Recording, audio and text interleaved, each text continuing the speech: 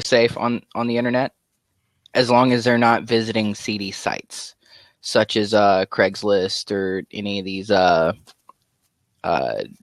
personal ad sites, maybe Tinder or something. So, are you a parent? No, God, Okay, no. very good. So, in your experience being on the internet, have you ever encountered somebody on the other end of the communication on any site, whether it be Facebook or Omegle or Snapchat or anything, that wanted to cause you aggravation, harm, or threats? Yes, yes, and yes. So, would you consider those statements coming to a child to be safe statements? I personally hung out with all the trolls, so I mean, I expected all that.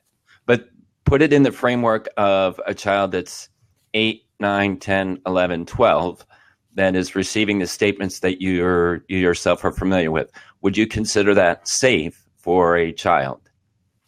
Mm, Do you think they're psychologically prepared to be told some of the things that you were told in your experience online with the trolls? most of them, no. Most of them, they are not mature enough to handle any of that. Okay. So let me narrow it down even further. Let's say that those comments were coming from their peer group within inside of a school and we're saying those comments at them. Mm-hmm. What the term I have used is cyberbullying. Oh, I'm completely fine with all bullying because I was bullied in school. Oh, okay. So I was bullied in bullying? school. No, I grew up bullied. Yes, I understand what that is. Yeah. But do you promote bullying? I don't exactly promote it. Okay. I just believe that it's part of life. Stop. It's definitely a part of life, and it's definitely a part of something that you're gonna have to learn to deal with it. And most kids nowadays are too goddamn soft. Way too goddamn soft. People don't want to expose their kids to the internet. People don't want to expose their kids to bullying. And if a parent of a child notices that their kid is bullied, then they do everything in their power to go about and stop it at all costs, when they don't realize that it's actually hurting them in the long run. Okay. And I understand that sentiment very much, because when I look at adults participating in social media on 3 particular topics, adults themselves are actually evidencing bullying behavior.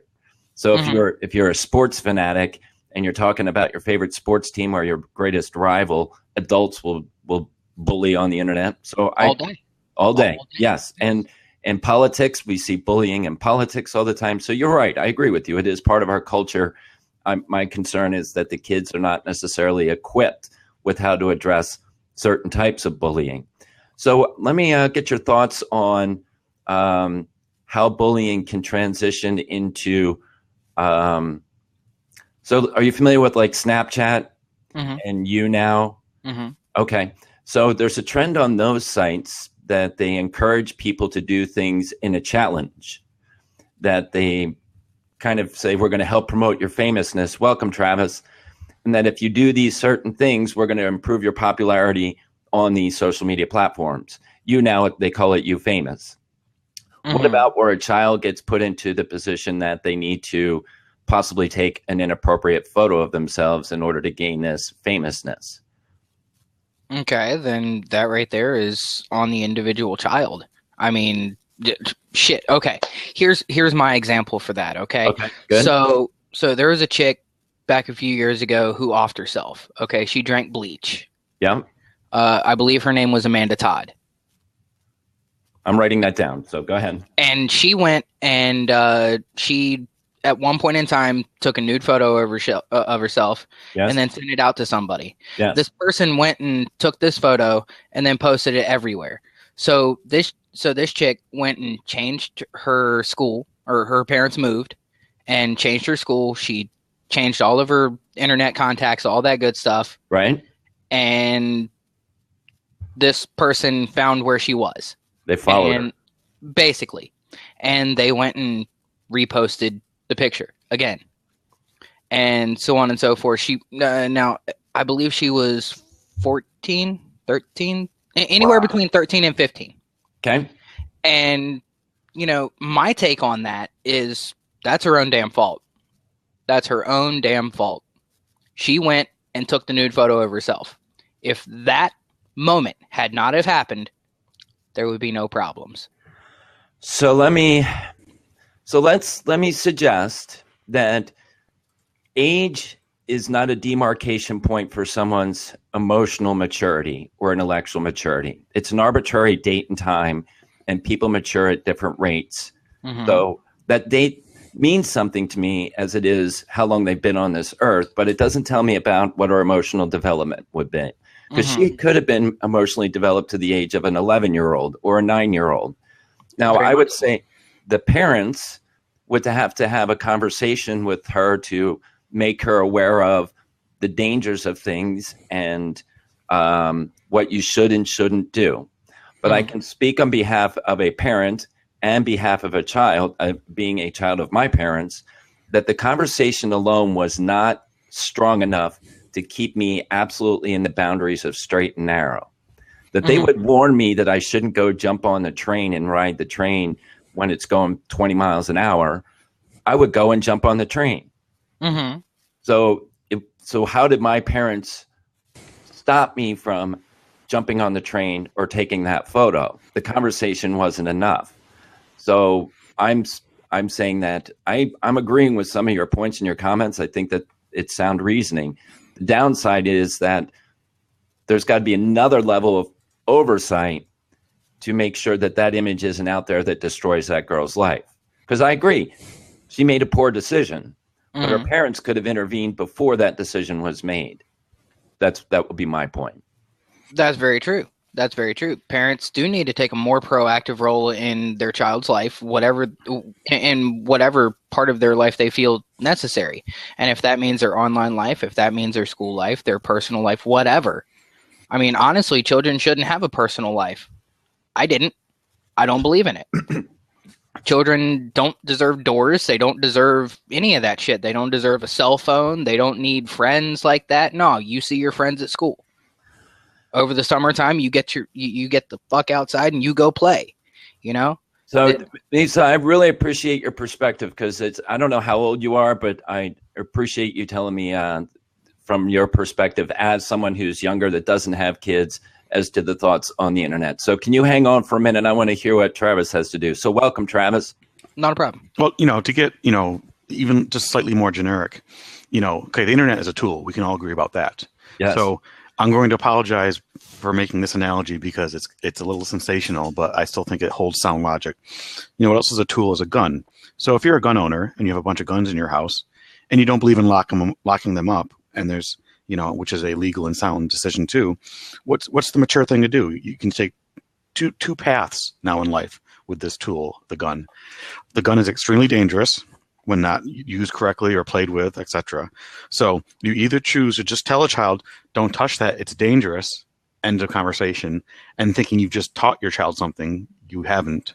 Or you teach them what it is, what it does, how it works, how it's dangerous, and etc. So, for example, my father had lots of guns. No, he wasn't a gun nut. He had a lot of shotguns. He took me when I was 12 years old. He took me out, probably even younger than that. I don't remember. I apologize for the age. Took me out back, and I shot a pistol. I shot a shotgun. I shot a rifle. He said, "See, these aren't toys. They're dangerous. But if you ever want to shoot them again, just let me know, and we can. Together." Yes, together. So here's. Yeah. So the analogy is because what happens when you take the other route? So you have when guns are glamorized in TV and media. You can't avoid that. It's in every movie. They look cool, and when people shoot them, if you've ever shot a shotgun, it's like being hit with a baseball bat, especially as a child. I mean, literally, the kickback is more than your body can handle. In fact, my dad was holding my back when I shot it, and my shoulder hurt for 2 or 3 days after that. So when you watch a movie, none of that stuff happens. You've got Arnold Schwarzenegger holding a shotgun with one arm and just shooting it, and there's not even a kickback, right? So my point is, it's glamorized, it's not realistic. So now let's take that same thing back to the internet. you were a horny 12-year-old too one day, but the difference is we didn't have the internet back when we were, 12 years old. So you have to realize, number one, you're already ignorant to the situation. You're ignorant to lifestyle. So when you hear these stories about a kid sharing a picture of themselves, I'm not saying it shouldn't shock you, but the first thing you got to realize is that you never grew up in that world. You know what I'm saying? So you can't even experience that different situation. Things are different. I mean, human interaction doesn't change, just the technology around us. So how you interact with people does change, but not the interaction itself. So it is important, just like you teach a child with guns in the house, it's not a toy, blah, blah, blah. You actually need to teach kids about, safety of the internet, being on there, about, I don't think simply hiding them is the solution. I don't, whenever I hear about a parent saying, oh, my kids aren't allowed on the internet, you're not addressing the problem at all. That's just like saying, I've got all the guns here locked up in a glass case. Oh, no, sorry.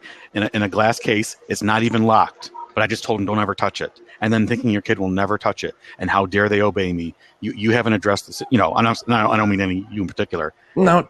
People that embrace that mindset. Let me throw this at you. Just recently on CNN, Anderson Cooper recently did an episode, documentary called Being 13, and where he was speaking to parents, speaking to kids about how to use the internet and what the relationship is with the child and the device.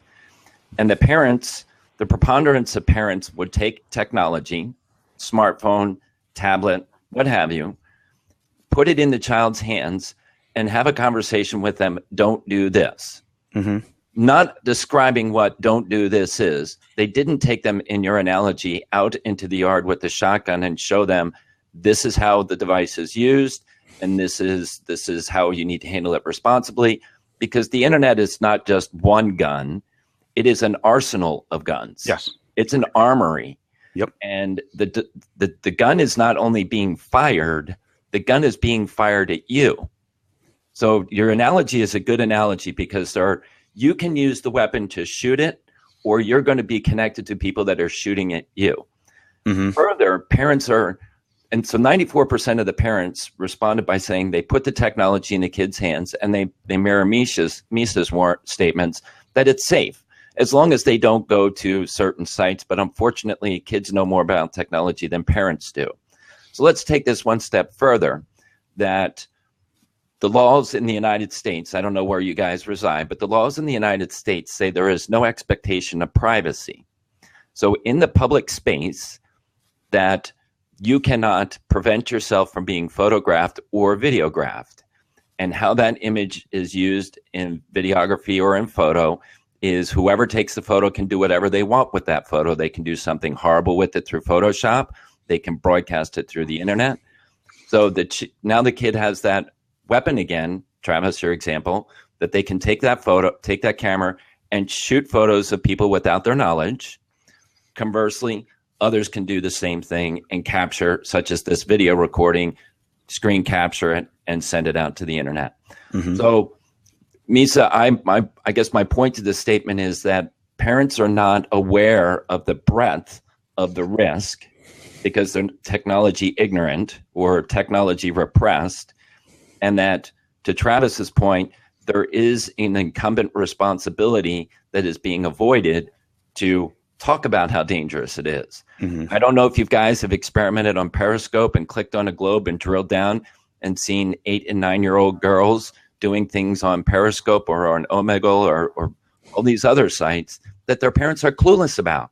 Mm-hmm. They're giving their age, they're giving their location, they're showing parts of their body they have no business showing, and it's all illegal, completely illegal. So feedback to what I just commented on that, both of you, I like your insight. When I forgot to let him in here. I thought he was in the bathroom and I was... Don't be afraid to X people. There is, really bad audio. There's lots of problems on here. So Bayou, do you want to have a comment here? Welcome. Maybe he can't hear me. All right, do either of you guys want to comment on that, Misa or Travis? Yeah. Oh, good. Okay. So I'm not sure I'm capable of...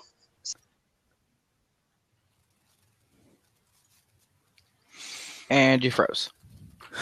saying this I'm or going to have not to because refresh. All right. We'll let him refresh. Okay. I mean, I don't have anything specific to add to that because I mean, you kind of just, you know, you didn't really pose a different question, but No, I didn't, but I was giving some context around supporting. It was kind of in support of your analogy of the gun. So, Misa, do you have an observation based upon what I said? Because you are of the opinion that people need to be prepared for bullying. Yes, they do. Absolutely. They need to be prepared for bullying. They need to be prepared for everything. And that right there is all on the individual, whether it be a child or an adult. I mean, yes, it's up to the parent of a child to teach them about bullying and how to deal with it and try to put them in the right mindset to be able to deal with that kind of stuff.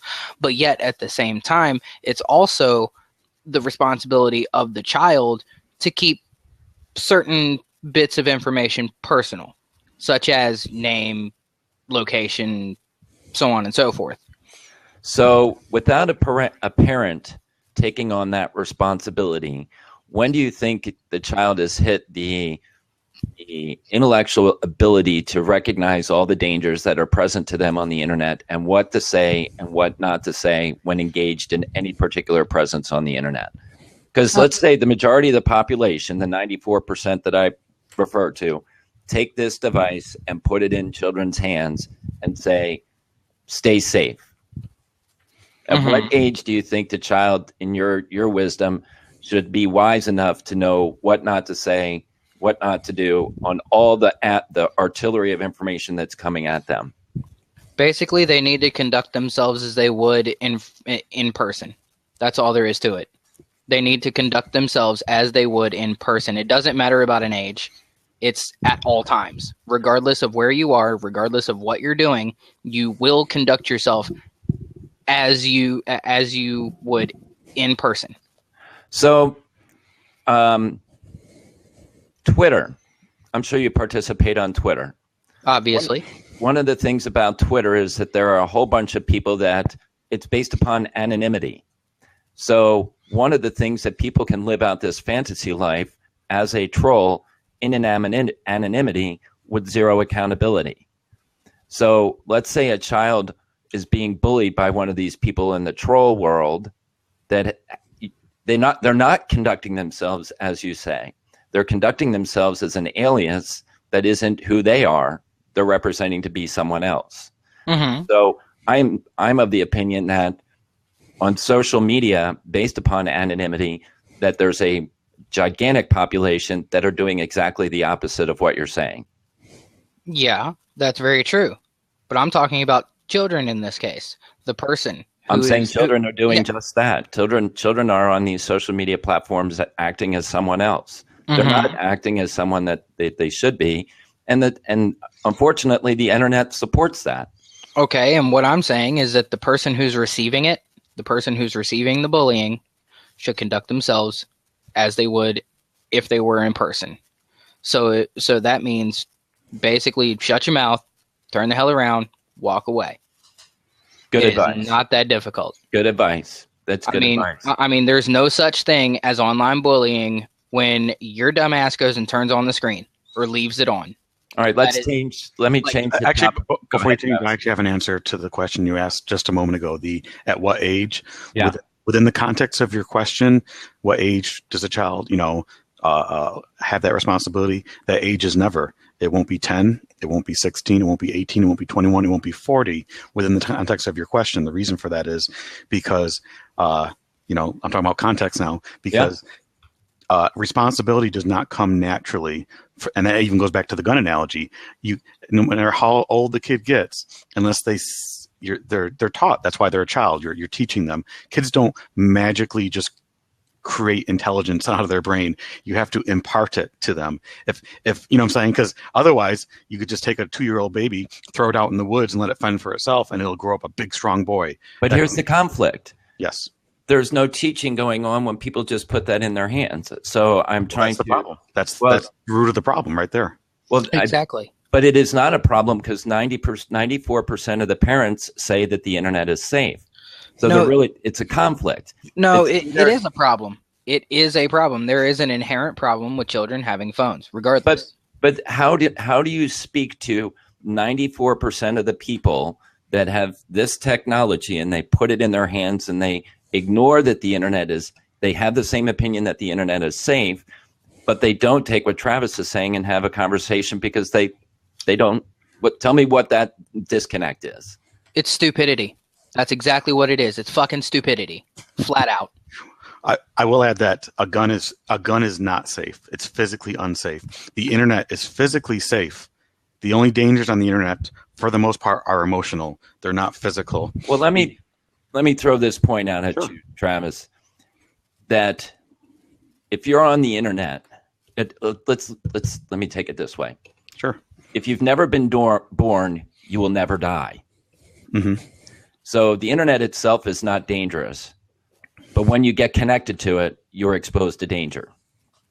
Emotional danger. Only emotional danger, not physical danger. That's only if you give out. That's only if you give out certain information. Well, and that right there is, once again, the responsibility of the parents to make sure that the child is not doing so. Now, let's say that the child is not doing so, but they're downloading apps that make that information available to them by where they check in to eat, where they geotag their Instagram photos, and where they check in on Foursquare, that just by using this in the downloadable apps, that they're not saying anything as to my name is, and I am going to, and I go to this school, but the apps themselves are identifying, they're providing digital breadcrumbs for somebody to find them. It's a kind of a straw man point because, you got to apply the realistic world scenario. No one's getting murdered or raped because of a Foursquare or Facebook check-in. Oh, and your evidence to support that statement is what? Right. It's a straw man point because you're making a point that's so unrealistic. If no, that happens, that does happen. The fact that you make the mainstream media. Okay, so you need to look up the definition of straw man. Straw man doesn't mean it doesn't ever happen. A straw man scenario is like, okay, let's say you're a building architect, and we got to build the new World Trade Center in New York City, right? So when you say, well, it might get hit with a plane, so we need to put big lasers on the thing. But if we're going to put it on this building, we've got to put it on every building. That's a straw man point because it's something. Just because it happened once, you've got to look at the ratio. When we're talking about like 1 in a billion, I don't know. Whatever that number is for someone getting abducted or raped because of a Foursquare check-in. It's such a small minutia. I wasn't talking about for argument's sake. Well, unfortunately, I have the data and the research which goes to support that there is a whole underground market that is in child trafficking. That this actually happened in my city. A woman took a photo of her child getting on the bus with her little school uniform. That the uniforms, if you go to a parochial school, the colors identify where they go to. Within a short period of time, that child's photo had gotten up onto the internet, had a price tag on her head for somebody to abduct her and trade that child in a market. That child got to school, was captured off the bus, and gone. Now it's in the hands of the FBI. That child is gone. So I totally that as straw man or anecdotal. That is something that is happening all the time. It's not just a one-off. Happening all the time is misrepresenting the point. I don't doubt the story at all. I'm going to agree that the story totally existed without even looking it up because I don't have a problem. I'm not denying its existence. I'm just talking about the realistic applications of that story. So by preaching that story, you're not. See, I feel like the point you should be making is educational, not fair. If you're preaching fair, then you're making you actually make the problem worse. You are the one that creates this problem because now you're choosing to, instead of educate by teaching fear, now you're teaching parents, no, don't ever let your kids see a gun. Don't ever let them touch a gun because guns are dangerous. That's when you should be putting the gun in the child's hands, saying pull the trigger. Now see how dangerous it is. Don't play with that. That's very valid. And so, I don't want to preach fear. I want to preach awareness that if you download applications and you leave location settings on and geotagging on, you're leaving digital breadcrumbs for people that may have ulterior motives relative to your child. So that would be my elevator summary about whenever you're downloading something, to be aware of what permissions you're putting out into the public sphere and how that can be used for bad. And that there's a whole culture in our society, which doesn't want to necessarily abduct someone, but they want to pull them out of the house and have a relationship with them. And they go into places and cultivate relationships. They groom them. So that's an awareness thing that, based upon just getting on the internet, conduct yourself the way you should be conducting yourself, but you don't know who's on the other side. And somebody may be taking someone with lower emotional, experiential intelligence and pulling them down a path that they're not even aware they're being pulled down. So I appreciate your comments, Travis. I really do, because my goal is not to preach fear, but it is to bring points to light that our awareness is very narrow, particularly from a parent standpoint. You grew up, I guess, based upon your age and being immersed in the internet. Today, children are more technology-wise than the parents are. And I agree. That's becoming less true, keep in mind, because you have to, let's I'm not disagreeing, but I always like, let's do the math. So right now, anyone that's having your average parent would be, obviously someone right now that's having a kid is about 22 years old. Yes. But that's a baby, so that's irrelevant. So you got to fast forward to a time when the kid would actively use the device. Let's say that's 10. Let's just go with 10 years old. Yep. So if you're 30 years old, it's kind of hard to claim to be technically inept at 30 years old.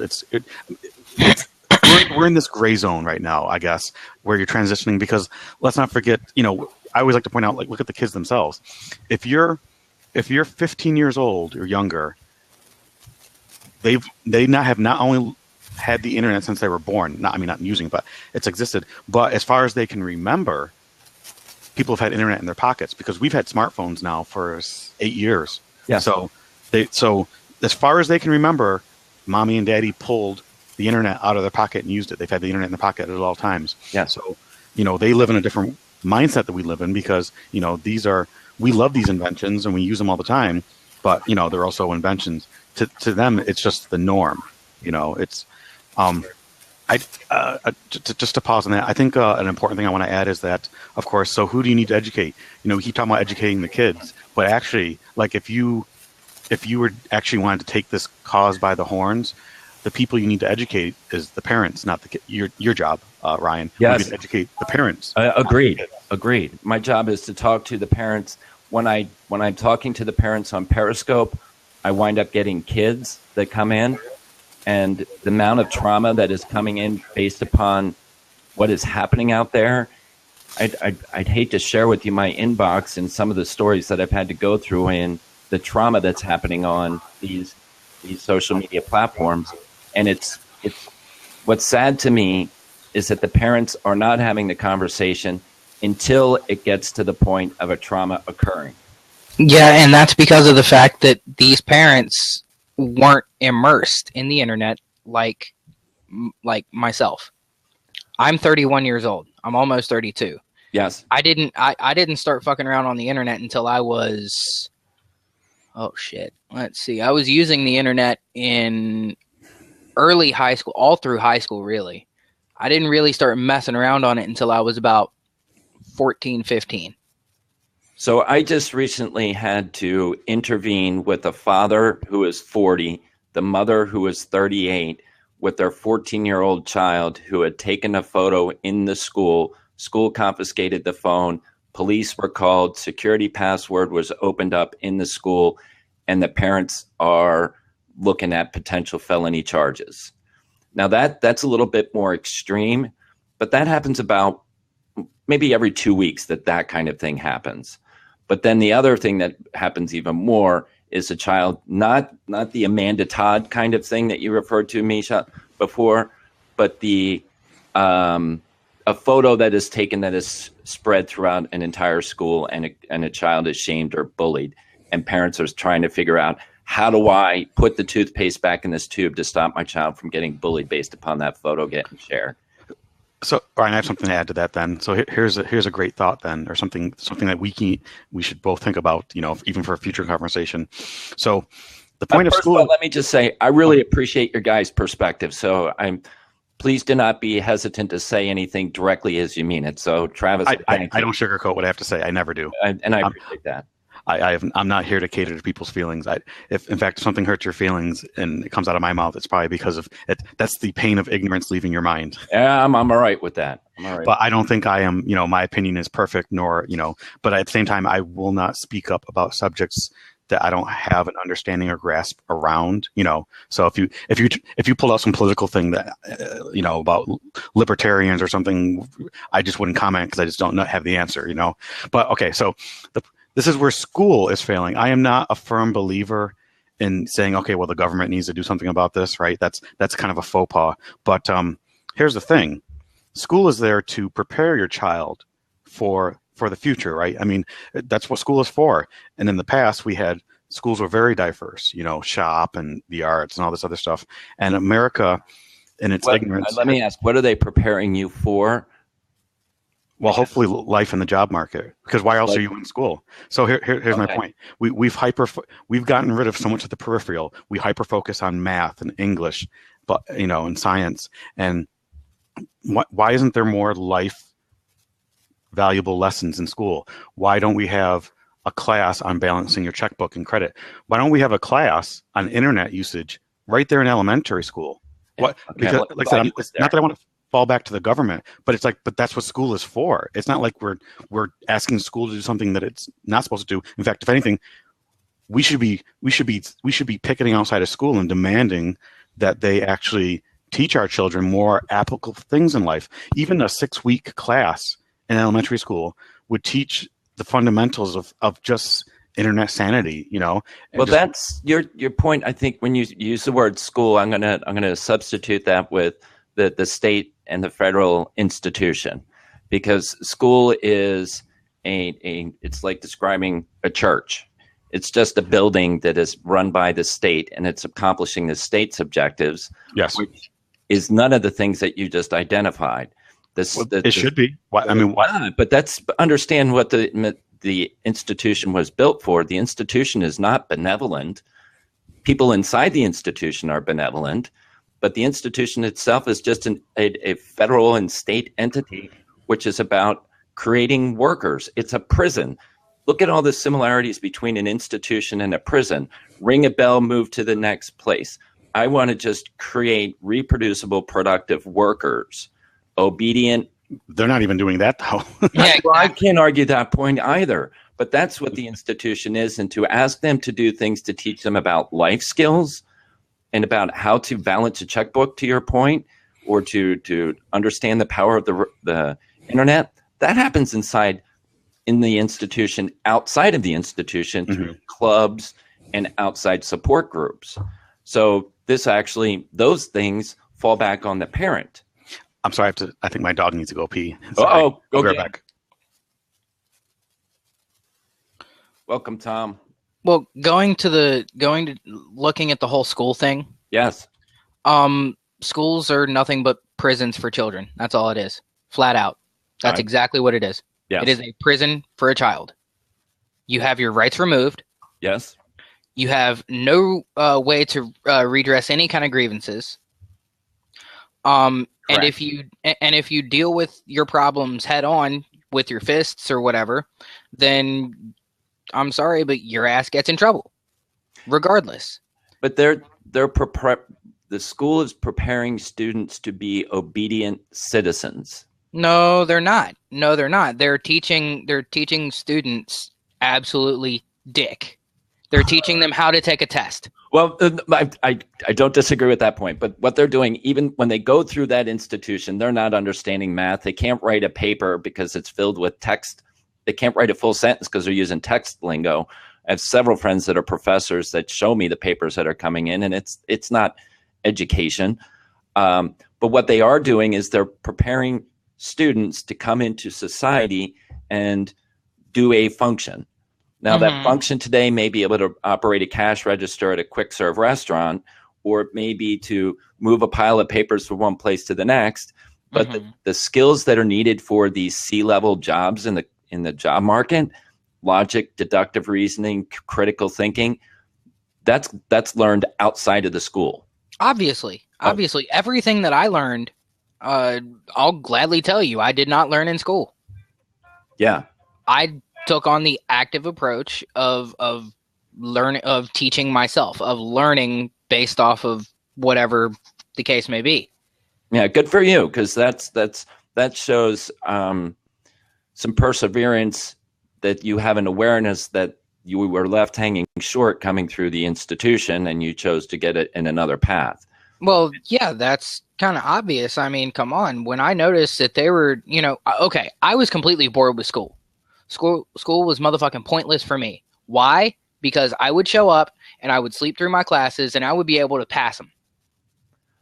So what was your relationship with your parents when you were going through this educational period of your life? Were your parents hovering over you to make sure you did what you needed to do, or did they kind of lay back and say, "Hey, you're on your own, go figure it out"? Or somewhere in between. My mom told me, "Get your ass to school," and there's no question about it. Okay. Absolutely no question. There is no questioning it. You will go and you will learn. But yet I wasn't learning a damn thing from school. Like, I haven't seen a single day where I've used algebra in my life. I haven't seen a single day when I've used geometry in my life.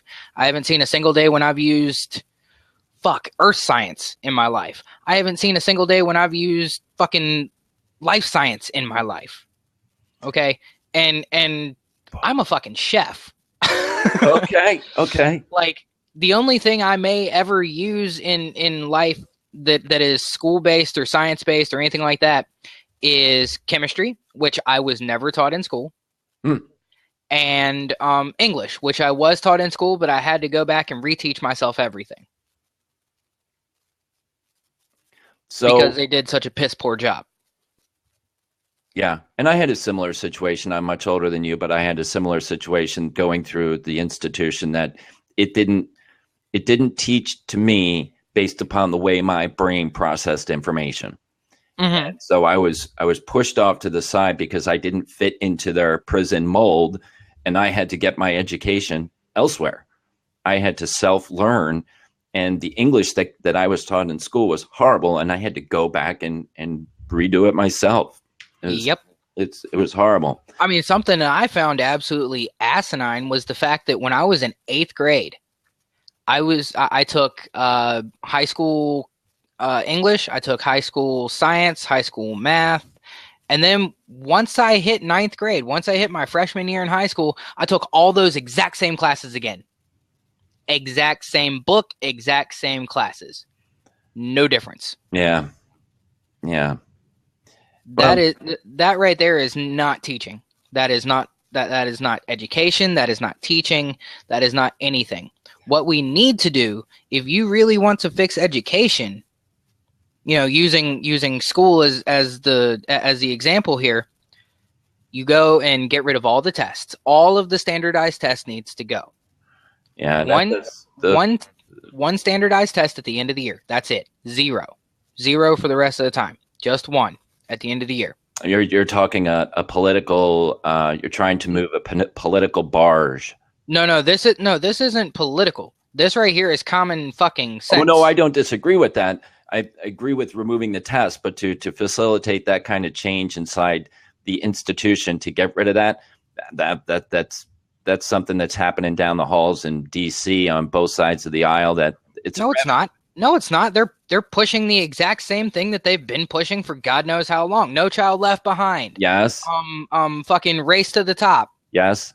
Okay, and both of these programs have instituted multiple standardized tests. So that's what I'm saying. You're going to have to go against that grain inside of Washington to get those tests out of the system, to show that those things are an abysmal failure. But the challenge is that they don't want to change the product coming out of the school. It's political talking points, because parents of my generation know that the system failed us, and it's continuing to fail others worse.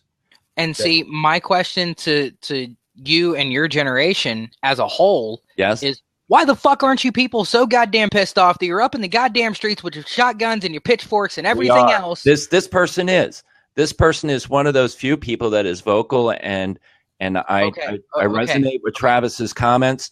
I'm active. I'm vocal. and I'm a thorn inside my local school. I'm a thorn inside my local political system. Okay.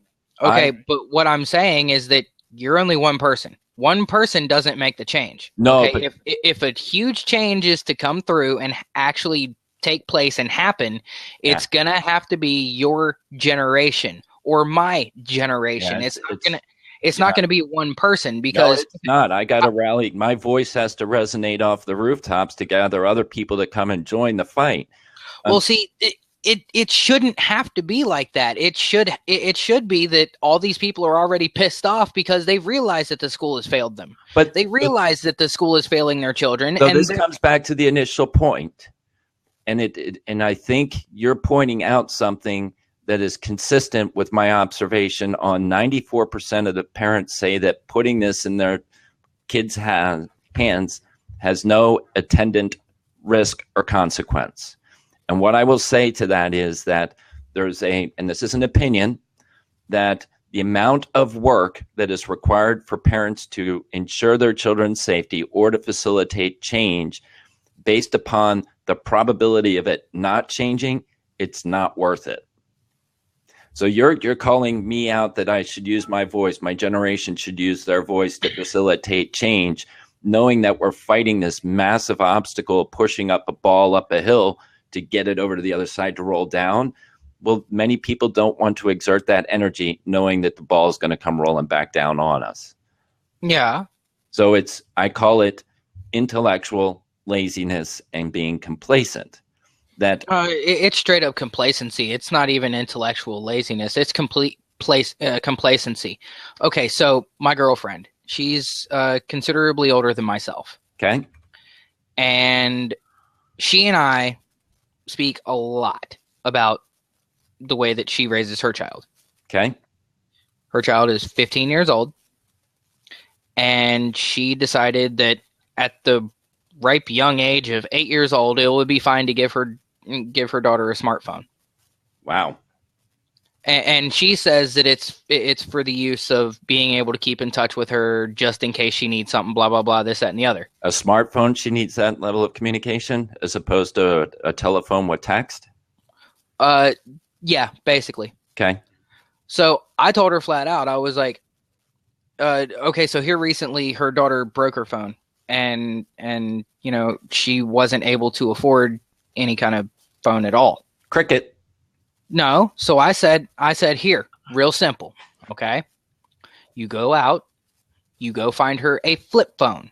Very good. No texting whatsoever. You go find her a flip phone and you tell her, here, have fun. $9.99 at Walmart. Exactly. $10 at Walmart, and you can buy the airtime cards, and actually her daughter can buy the airtime cards. She has a job, so. Yeah. And you shouldn't have a problem. Oh no, I can't do that. She has to be able to text me. Okay, fine. Then you go find a smartphone, then you hand me the phone. I will lock it down to where no apps can be installed, blah, blah, blah, this, that, and the other. No, we can't do that either. Why the fuck not? Because she needs to be on par with her friends. I'm like, no, the fuck she doesn't. Yeah. Like she needs to be below that. She needs to be way below that. She needs to have no internet. She needs to have no texting capabilities. If you want her to be able to call you, then you should give me the phone. I will blacklist, or technically I will whitelist your number, and I will blacklist everything else. Yes. And there should be no problem. Oh no. She needs to be able to contact her friends and all that. What the fuck?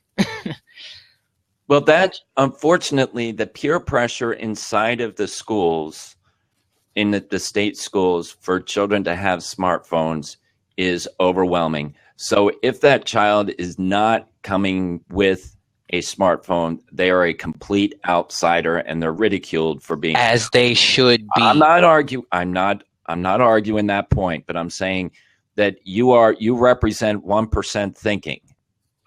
No, I represent the right way to think. The only way to think. The fact that I kind of align with your thinking is we can affirm each other on that. Mm-hmm. But I don't, and I wouldn't argue that your thinking is not right. I couldn't do that because I believe in logic. So, but I'm saying we're operating in a world that thinks another way is right.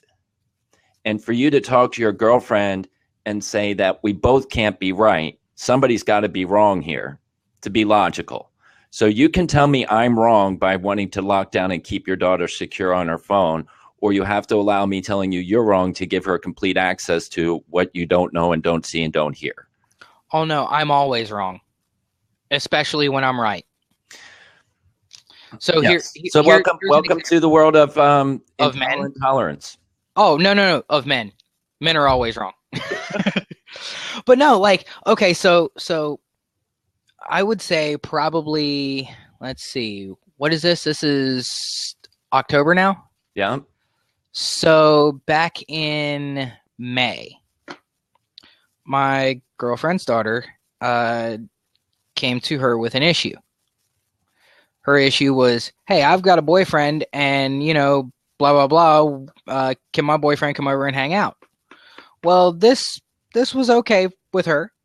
And, she was letting the little kid come over and hang out with her daughter while she was there. Well, one day, just one day, I was leaving for work and her daughter's boyfriend was supposed to be coming over. There was nobody in the house. There was going to be nobody in the house with them at all. And the boy was coming over? Uh-huh. And I told her, I was like, I told my girlfriend, I was like, look, real simple. They're gonna fuck regardless. They're gonna fuck. And she goes, oh, no, they're not. No, they're not. Not at all. Okay, that's cool. Whatever. You say that. Well, what was it? 2-3 weeks later, her daughter comes to her, or I'm sorry, almost a month later, her daughter comes to her and starts talking about, I miss my period. And then she came clean. Yeah, we fucked. Now, it was a scare. It was nothing else. She wasn't pregnant, but still, what happened was the mother was swearing up and down that this wasn't going to happen, and I can trust my kid to talk to me and tell the truth. Well, unfortunately, humans lie. So I don't absolve myself from my ability to lie, but everybody lies. Well, I only lie when it's absolutely necessary. But how many times do you have to lie to be called a liar? Oh, one. Yeah, just once. Once I know that somebody's lying to me, I'm done with them completely. Well, I cut them off completely. I don't talk to them anymore. I get that, but we all do it. So we would also be blocking ourselves from people to talk to. Yeah, but see, I'm okay with that. I'm somehow okay with that. Less people I have around me, the better. Well, then you're going to be excluding yourself from other people as well. Nah, it's okay. Most other people don't need me around anyway. This is so funny with the cat sitting right on the screen. But I mean, and then she went and her daughter laid off dudes for a while, and then she went and got herself a boyfriend who was over the age of 18, and her mom's completely cool with it. So this is one of the challenges when you have a family unit or a family structure that comes disassembled, and that there's not a strong unity, because this is a horrible job for her to do on her own. I think she's a single mom, right? She's got to be a single mom. She's dating you. Yeah, she's a single mom. So she's a single mom that is got life challenges pressuring in around her, and she's doing probably the best she can based upon what she knows, with as little resistance as possible, because some of the other things she needs to do are going to be resisting. If she were to say no to her daughter, she's going to have a conflict with her daughter. If she's going to say you shouldn't date 18-year-olds, she's going to have a conflict with her daughter. So her best strategy right now is be accommodating to her daughter, and if a consequence comes up, like she's pregnant, well, we'll deal with it then. And yeah, and I'm the one who's trying to take the proactive approach. I agree, but in your role, I hate to say this. I know I need to shut my fucking mouth. I know. Well, I know this. I know this is, and here recently I have. You're not the dad. You are not the dad. You're I'm not quite well aware of that. Yeah, and you offering parenting advice is, from a mother's perspective, is out of bounds. I mean, I think I think it's good for you to speak wisdom to her, and I think then that wisdom, if it's rejected, to say, okay, I'm here to support you if something else happens, and you're in a tough spot. Oh, I'm in a very tough spot. You're in a tough spot because honestly, one more little outburst from her daughter, and I'm going to make some phone calls. And I damn the consequences. Well, let me ask this. Is there the possibility that therapy has the ability to help some of this stuff? No, absolutely not. I don't believe in therapy talking about shit. No, absolutely not. If you're going to talk to somebody, you fucking talk to your parents. I don't believe in therapy. I don't believe in paying somebody to listen to you cry about something. No. Let me just offer this. That I would imagine as a chef that you would not mind sitting underneath the tutelage of Gordon Ramsay. Oh, absolutely not. So if I want to build a race car, I'm not going to go order a blueprint engine and bring it into my house and try to assemble it on myself. That I'm going to go rally the resources of those skilled in the art of being a mechanic, or in your case, the skilled art of being a chef, to get the people that understand that process. And I'm just suggesting, when dealing with psychology, that somebody that knows how to build that masterpiece, lobster baked in butter, whatever, that there are getting the resources is better than denying the resources. Getting yourself aligned with the Gordon Ramsay would bring you benefit as opposed to avoiding a Gordon Ramsay. Yes, I understand that. But yet, on the same token, shrinks don't do that. Shrinks don't do shit to make people better. They give them tools. They give them tools. It's not the job of a psychologist or psychiatrist to fix the problem. They're giving you the tools to be the ability to process information with different information. So people that have anxiety, they have never talked to anyone about how to deal with anxiety. Well, somebody given them the 5 steps on how to just make anxiety disappear comes from somebody skilled in the art with how to communicate that. See, that's where my opinion completely differs. My opinion on the entire issue of or on the entire issue of mental illness, such as depression, anxiety, right? So on and so forth. Get the hell over it. Well, and that's because you're fortunate enough that you did not suffer from that debilitating. I had depression. Well, you may not have been clinically depressed. You may have been emotionally depressed, but you may not have been diagnosed clinically that you. No, I was. Oh, you had a lack of dopamine coming into your. Very much so. Very much so. Serotonin. Get the hell over it. When you start feeling bad, get the hell over it. Well, and I understand. And, I mean, I got through it without drugs, without therapy, without any of that shit. It is not that hard. Shut the hell up and get the hell over it. And when it comes to anybody, I don't give a damn who you are. I mean, shit, I had to overcome this shit when I was 12. Well, here's what I would suggest. That may have worked well for you, and I think that's great that you were overcoming it based upon the way you did it. But to expect someone to have the resources and the talent and skills and the ability that you did is, I think, would be a false assignment. I was 12. No. What tools did I have? I didn't. I don't know. See, that's what I'm trying to tell you. I had zero tools, zero knowledge at the time, zero anything. I knew that my doctor had told me I was fucking depressed. And I had no tools. I was sitting there kind of like as if I'm just a drawing on a whiteboard, if you will, with nothing else around me. Well, I am understanding what your point in, and we kind of went off topic a little bit, but there's a whole bunch of people out there that don't have the skills that you possessed at 12 years old. Because when I said earlier, very early in the comment, that age is just a demarcation of time, it doesn't have anything to do with someone's emotional or psychological development.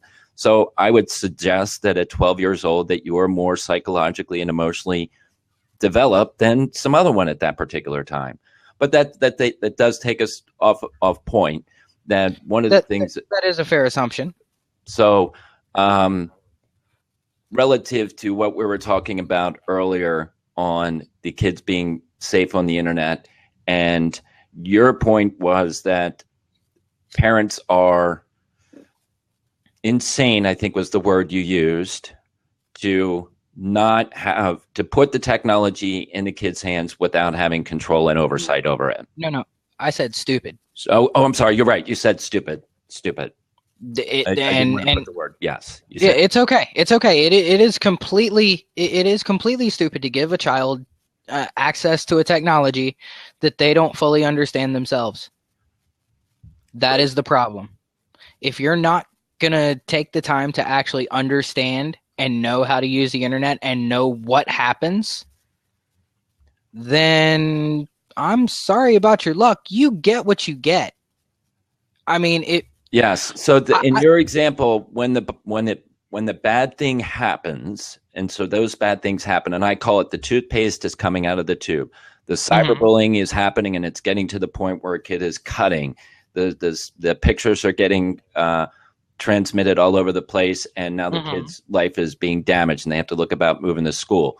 Parents are now in the react mode on how they can't get the toothpaste back in the tube. It's not possible. So they can't restore the damage, but now they have to look at a new process to change. And where do they get that information to change? It's really easy. You just don't do it. It's literally that easy. I don't give a damn. I don't give a damn if your kid's going to be seen as uncool. I don't give a damn if you're going to be seen as an uncool parent.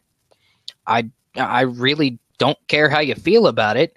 Don't give your kid a piece of technology that you yourself do not understand. And it's very similar to okay. So I'm a chef. We'll use that as a complete and utter example, okay? Now I'm a chef that's highly specialized in the art of hibachi cooking. Oh, nice. Yeah. So that is my skill set. Now, if I was to take a child and put them in my physical place and put them behind a grill, and I expected them to not injure themselves or hurt themselves in any way, shape, or form. Yeah, it's like Travis's example of the gun. Yeah. That right there is absolutely fucking stupid of me, and I deserve every bit of whatever that I have coming because of that child getting hurt. And it's similar to putting the tools for your craft, like the knives in their hand. They're going to wind up chopping off a finger. Oh, no. I'm not just talking about the tools. No. I'm talking about give them everything. Everything that I currently use as a chef. So that means all my knives. That means a spatula, a fork, all the food, a grill that is upwards of, $475 to $575, somewhere in that neighborhood. I mean, I'm talking about, put them physically in my place behind a grill and let's see what they can do. That right there is fucking stupid. That right there is tantamount to giving a child a phone when you yourself don't understand what the hell is going on. I understand all the inherent risks of being a hibachi chef. There's the ability to burn yourself, cut yourself. You can get somebody sick. Somebody else can get you sick. I mean, it's the risks are all over the place. So here's, and I'm not going to disagree with some of your examples there. And I'm not disagreeing, but are either of you a parent? So very good. I was just going to address that, Medina. Your perspective is jaded from the perspective that you are not a parent, and that the ability, right? You're in a dating relationship where you are assigning yourself some relationship responsibility to someone else's child. Yeah, but see, you don't exactly know that. So I mean, very good. Yeah, I'm not a parent, but I am not fucking jaded to not having children. That is not the deal. Okay, the deal here is, yeah, I'm not a parent. So my opinion isn't really looked at. Are you are you a father of a child that you are raising in a technology-rich, immersed world, or are you not the father of a child in it? No, I raised my sister and brother. Oh, okay, very good. So then that's fine. I am not a parent, but I No, did no. raise my sister and brother, and I know what is good and what is not. I know Very what good. children And do and I'm don't glad you need. clarified that for me, because Yeah. that thank you. Yeah, So I mean, that is you may not have been the birth, but you had that responsibility, and that supports the statements that you're making. So I'm thanks for that clarification. yeah. I mean, I may not have been the best at raising my sister and brother, but I will tell you, I learned from my mistakes, Yeah, and I made damn sure that my sister and brother learned from their mistakes. yeah. Because both my sister and brother are parents right now. Yeah. My sister and brother, they're 25. They're twins, and each of them has children. Yeah. So, you know what? I really appreciate you bringing that clarification to the discussion, because it changes the way myself and others would have perceived some of the things you were saying, because that piece was left out of the context. Because and that right there is a problem that I have. Just because somebody doesn't have children doesn't mean that you should discount or not really pay all that much attention to what they say, because these people that don't have kids, I found that 90% of the time they're smarter than most of the people who do have kids, and they could raise their kids better than the people who do have kids. I mean, I'm not saying that, and I would agree that there are people that are on the circuit driving NASCAR, that there are people sitting in the stands that could probably drive as well, but they've never been afforded the opportunity, or that there's people that have played football that could be a better coach sitting on the sidelines than some of the coaches out there. There are people out there, but there is a big difference from somebody who has had the disease of cancer, responsible for supporting those that are being cured for cancer, as opposed to the guy who has never had cancer, involved in talking about how to take chemotherapy. So I think there are two different viewpoints, and I don't know. It's like spectator and participant, and that in your role you are a participant, even though it didn't meet the confines of the definition of a parent. But you are a parent. You are raising siblings with the parental responsibility. So very much so. So whether you birth them or not is immaterial. But if you have that responsibility, you are parenting those kids. So 90% of the time, I forget what my analogy was, Mediner. Sorry about that. Oh no. He was talking about me and my analogy, or my usage of 90% of the time. Those people could raise their kids better than most of the parents out there. Yeah, that's obviously exaggerated, but I mean, you got to see where I'm coming from. I do see where you're coming from, and that's why I'm saying I appreciated you providing that additional context around what you were saying relative to your sib. Yeah. So that's huge, because that demonstrates something that supports your argument that you were pot committed. That I had is where, and you were pot committed, which is in contrast to the title of my thing was that 94% of the parents think the kids are safe on the internet. You came from a position that you knew the internet wasn't safe, so you are the 6% that have come into my room that are different than what CNN survey provided. Oh, absolutely. Yes, absolutely. You're the minority. No, very much so. And I am also the minority, and I believe Travis is also the minority. But I'm really trying to find people that are willing to take a seat, that are willing to take the majority position that was revealed on CNN.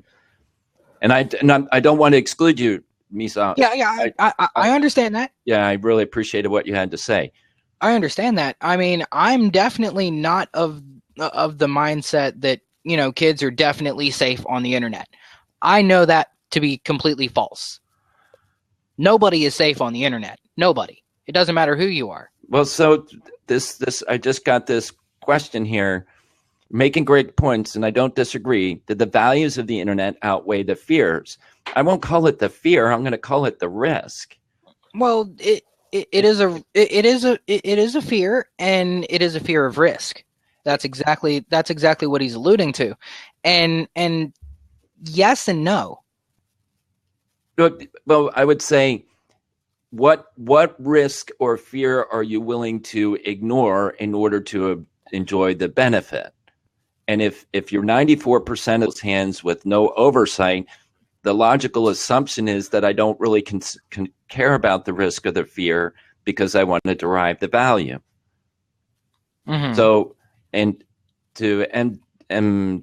Diner's, to respond to M. Diner, is that if 94% of the parents say that I'm just going to put the technology in the kids' hands and not worry about the result, I'll deal with the result if it happens, then they're looking at it that I want to arrive at receiving the value of what the internet provides. And that 94% are saying that fear isn't there, that I need to do anything about it. So does that help clarify, M. Diner? I think I think that, the way these folks, this 94% is looking at it, they're a bit reactive. Now, see, I would say Mediner says any responsible parent has oversight no matter what the medium. And I would say, what level of oversight is described by the word responsible? Because 94% of the parents do not have oversight when they put this in their hands. 94% of the people aren't checking their children's history to find out where they are. 94% of parents don't know that a Vault app even exists. 94% of parents don't even know the types of apps and how they're used. So what oversight does M. Diner represent would be responsible? No, I'm not talking about you, M. Diner. I'm talking about the 94% that CNN is representing. That responsible parents have oversight. Well, that's not the way that the 94 represented by CNN said. That they just put it in the kids' hands and they'll trust that nothing will happen and they'll address it if it does happen.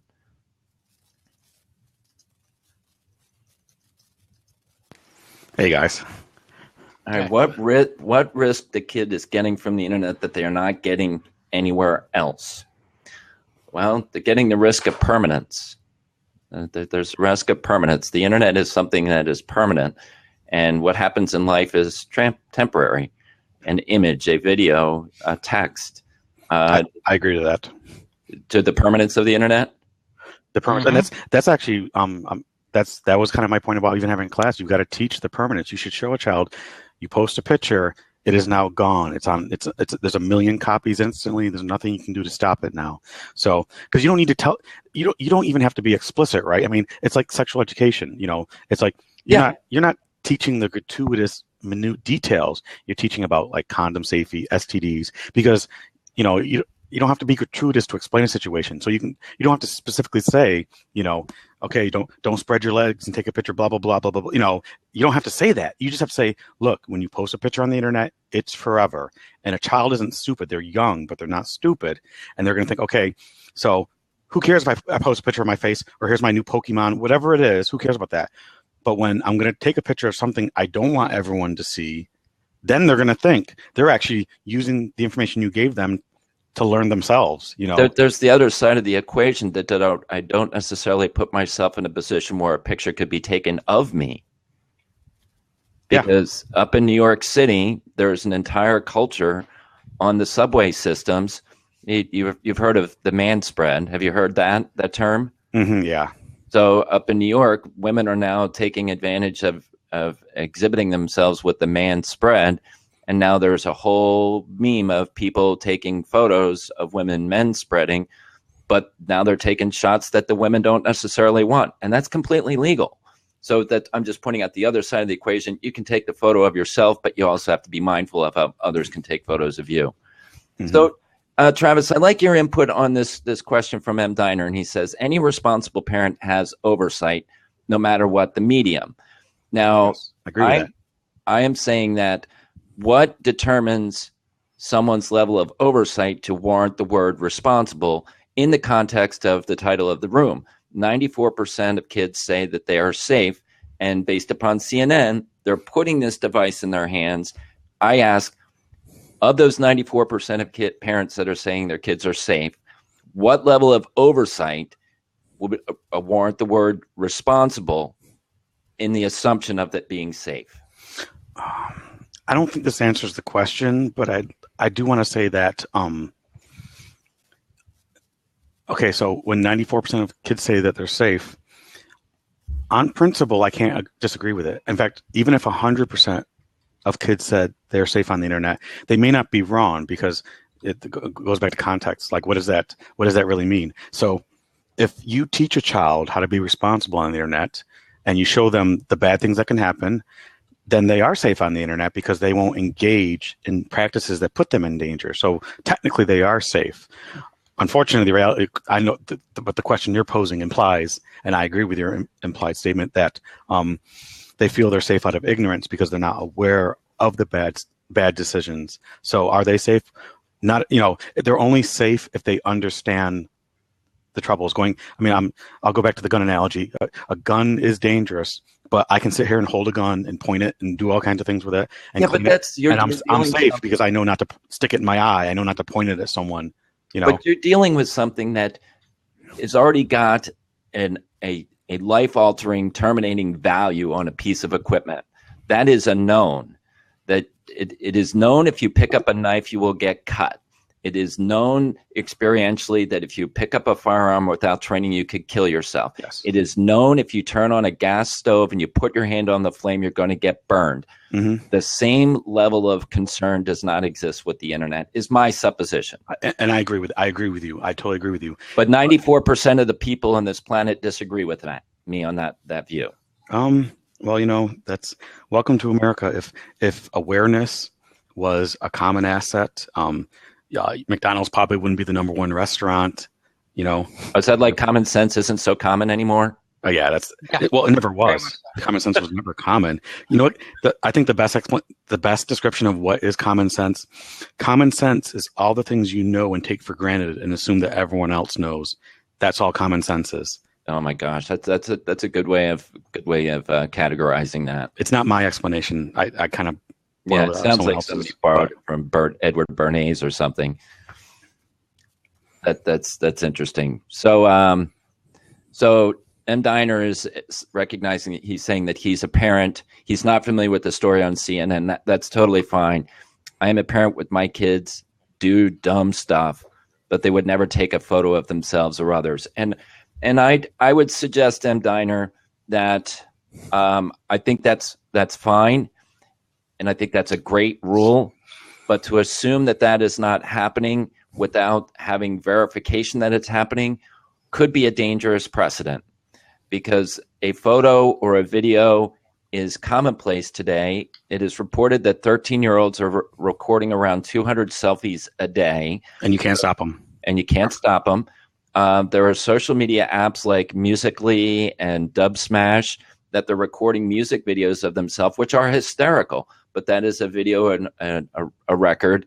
Vine, kids are all over Vine and Omegle.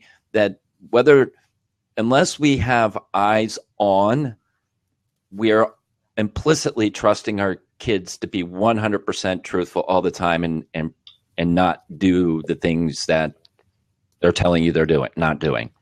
So if we have 100% reliability in what a child may say to be 100% truthful, okay, I can't argue the point.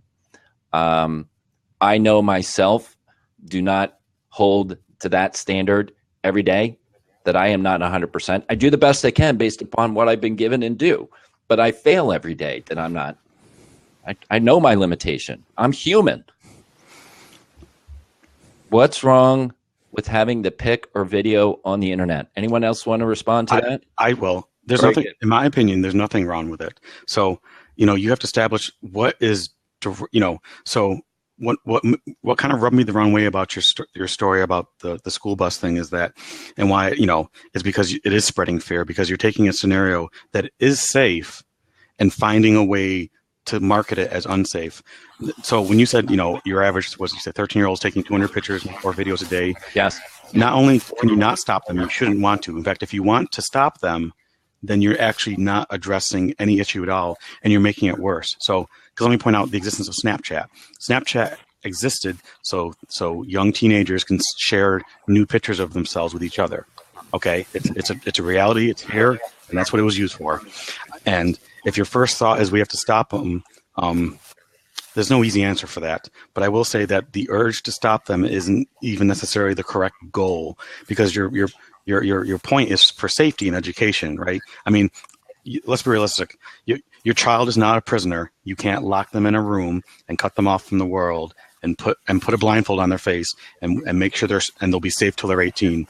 Parents that adopt that mindset, it's abusive to the child. It's like so most of us probably grew up in the 80s, I'm going to assume here. I'm sure you heard at least of someone that their parents wouldn't let them watch TV, or they were only allowed to watch like 1 hour of TV a night or something like that.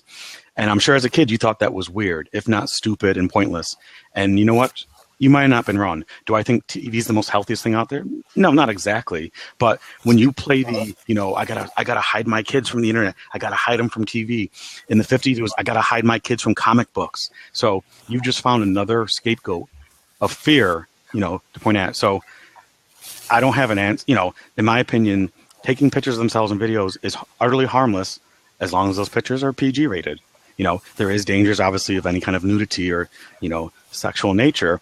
But, I always think it's interesting how quickly adults forget that once they were a horny 12-year-old too. And I'm not, my point to that would be, if you have 100% trust that your child is not taking a nude photo, or 100% reliability that child is not taking a photo that could create additional harm, such as something, taking a gun and shooting an animal and whatever. I don't want to make up a context, but a photo that's inappropriate. If you don't see it and you trust it, I would say, is that safe? I don't want to take the blinders on a child at all. I'm not suggesting that. I'm suggesting the internet is our part of life, but age appropriate, emotional development appropriate, responsibility appropriate.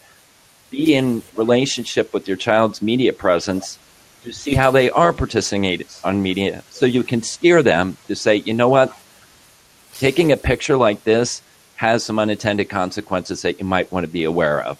Or, you know what, I don't want to approve this message going up onto Instagram because it could affect your future college scholarship potential. Mm-hmm. That would be the discussion as opposed to assumption.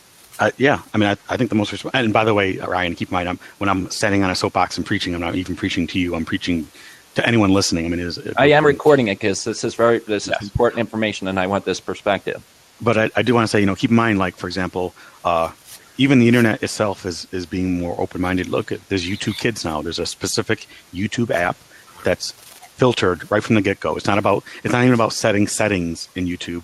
It's just called YouTube Kids. You can download it, and it guarantees that the content and the channels are cherry-picked from YouTube. Misa, you might have to refresh. You're starting to get a little feedback. Oh, sorry about that. Hold on. So it's curated content, that's very kid-friendly. Now we're talking about, of course, really young kids. We're not talking about like 14-year-olds. It's obviously more suited for, from like the 3 to 13-year-old approximately. But, so the internet itself is at least aware of the situation, companies, and, they are taking steps. So and that goes back to, so I would rather you hand your kid a computing device with internet access and YouTube Kids to your 5-year-old than you play the, hide the phone from the kids, because that goes back to the glamorization, because they're curious. Kids are curious. They want to learn about things. And you've taken the most interesting thing in the world, which is the internet, and you're hiding it from them. It's just like the gun that you won't talk about. And then one day you're going to leave. They're going to go to a friend's house, and that gun is laying on a coffee table. By gun, I mean tablet, and their friends are allowed to play with it. So they're like, I've always wanted to see that. So what do they do? They're going to hand it to their friend and share it. So, there's nothing wrong with this activity. The mistake is made when the parent tries to live in denial. That's my biggest fear and the biggest danger. Let's change the context too. So as a parent, that video gaming is a genre which is connected to the internet. So I can game at home, and I can choose as a parent age-appropriate gaming for my child. So I'm going to have games that are on the Wii that are like Mario Karts, but we're not going to have Call of Duty and we're not going to have Grand Theft Auto San Andreas in my home. And I need to have a conversation with my kid about what those games are like. So if they were to go over to another house and experience that, the draw is going to be, oh, wow, look at this, that they are prepared for that. Yeah.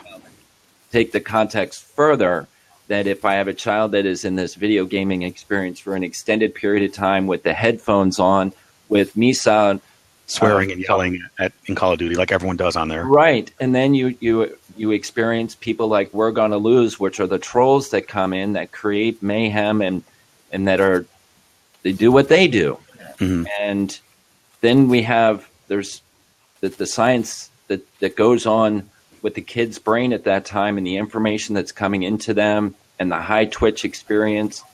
These are addictive creations that are happening for certain people that the parents, in my sense, I'm making my child aware of it and I'm monitoring, but in another sense, 94% of kids are safe on what's going on in these experiences without aware what's coming in.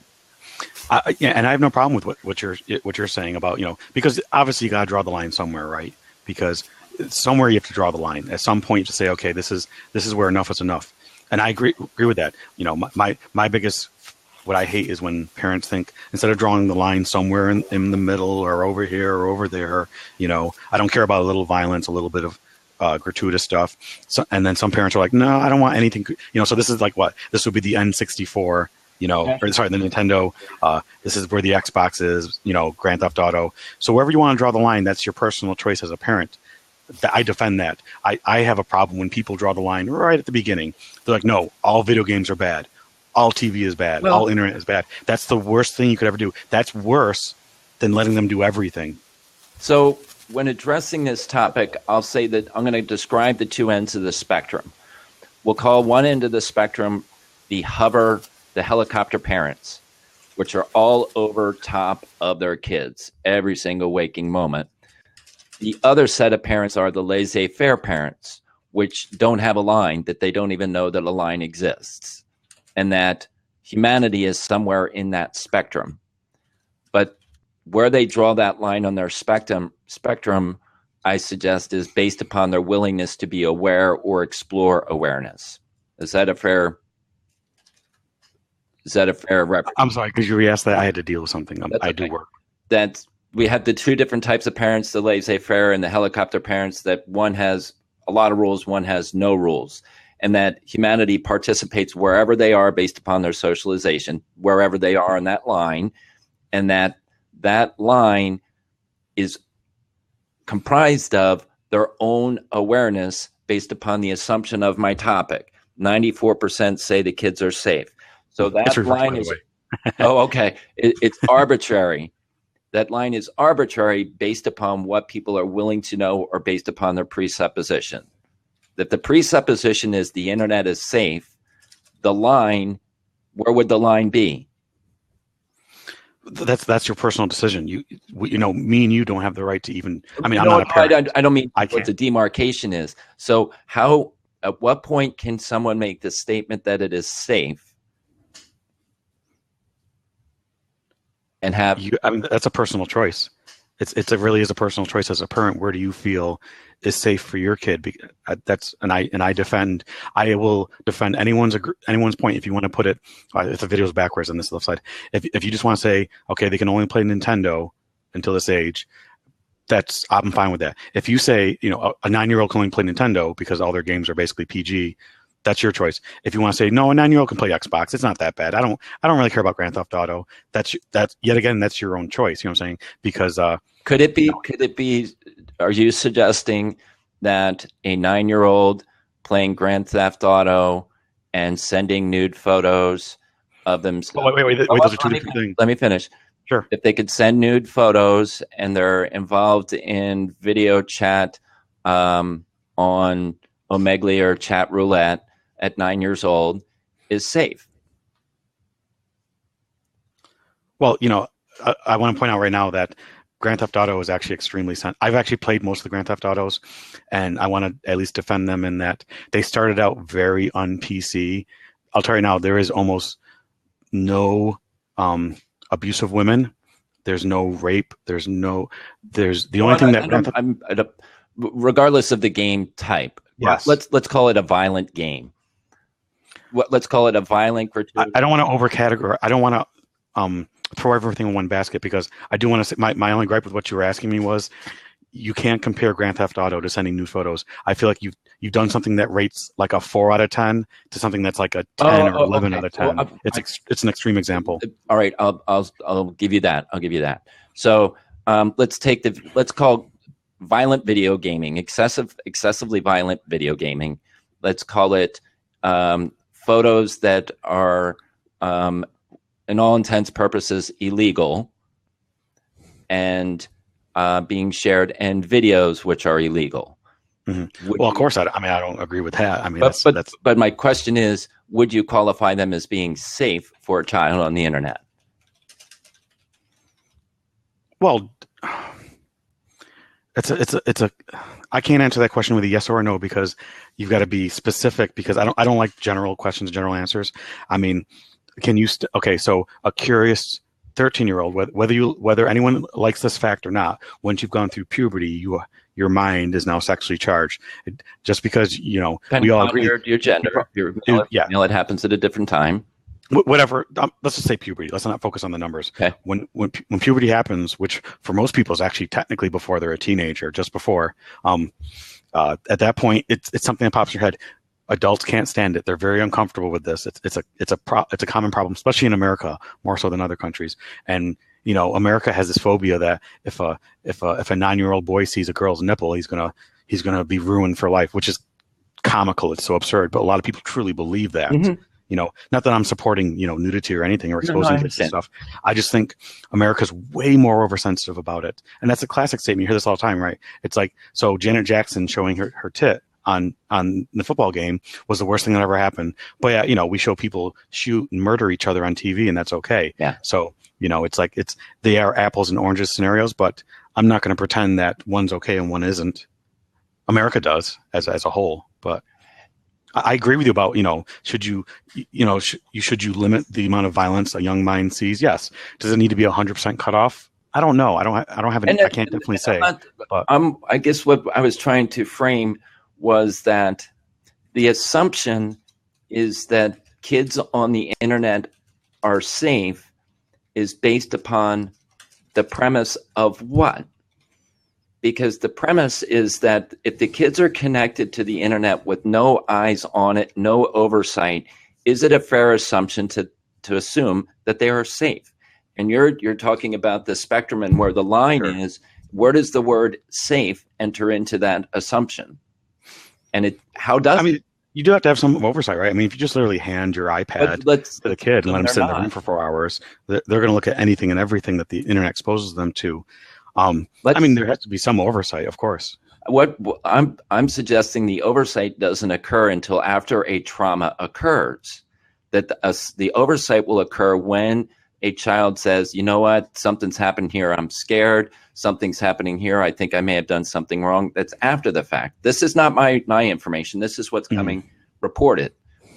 It's a personal choice if you just want to simply install a monitoring software and you check it every once in a while, or if you want a helicopter parent.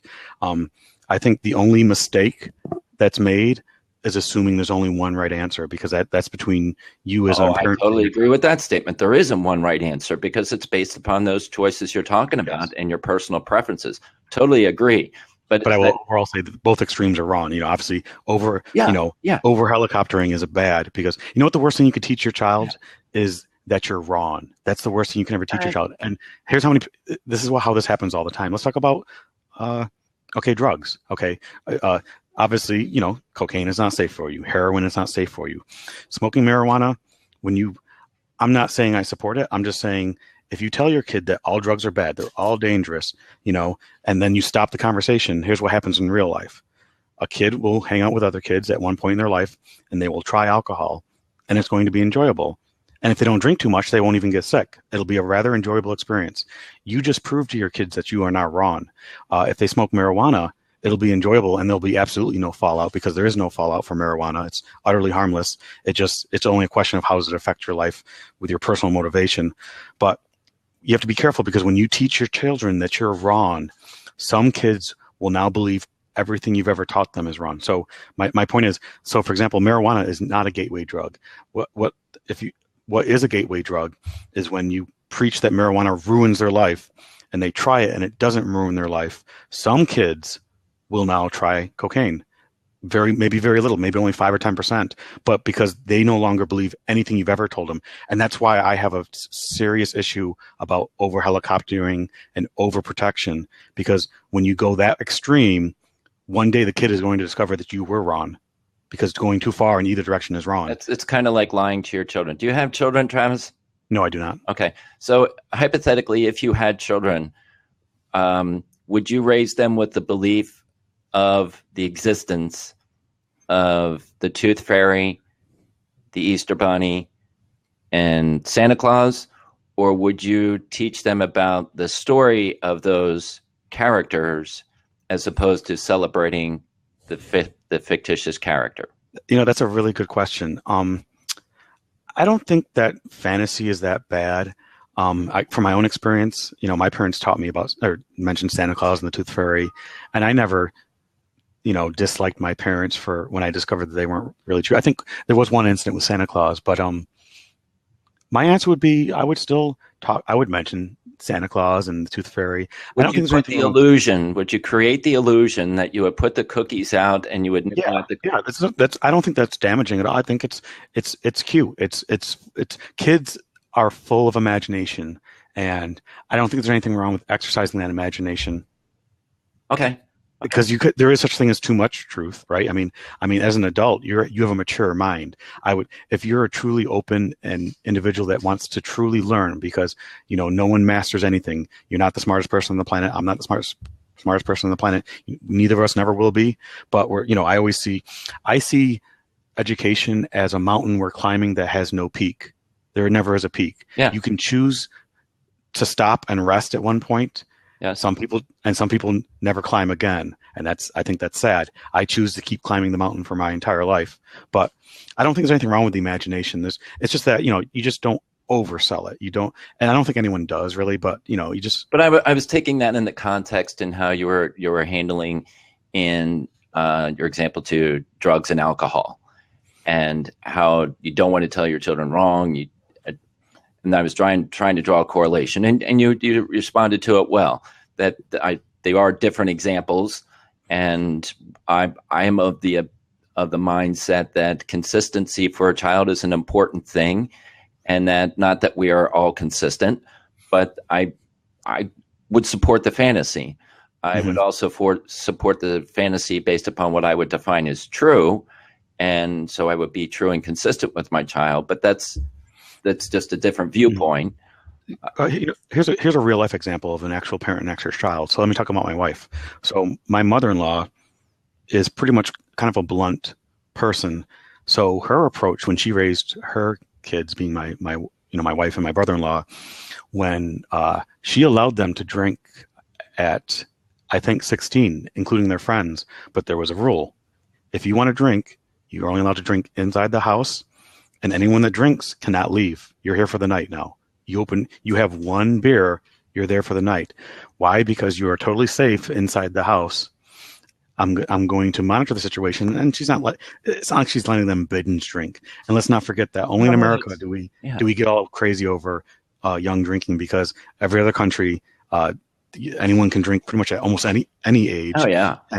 And they're not becoming raging alcoholics. In fact, I do believe that denial, for the most part, is the cause of so many problems. So, because what happens in real life? Real life, there's parents that treat alcohol as the worst thing ever to their kids. Meanwhile, they're probably drinking. Therefore, kind of proving they're kind of double standard. Double standard. You're lying to your kid's face, which is not a good move. Number one, but well, that depends on if you believe hypocrisy or a double standard. So the double standard is not a lie, depending upon. It's a different philosophy. Yes. I mean, I do believe in. I'm not saying you should, shove alcohol down your kid's throat. No, I'm not hearing that. The scenario I'm giving is what was my wife lived, is that if you want to drink, you can, but you can't leave the house. So she left it up to them at a certain age. Did they try alcohol before 16? I don't know. Maybe they did.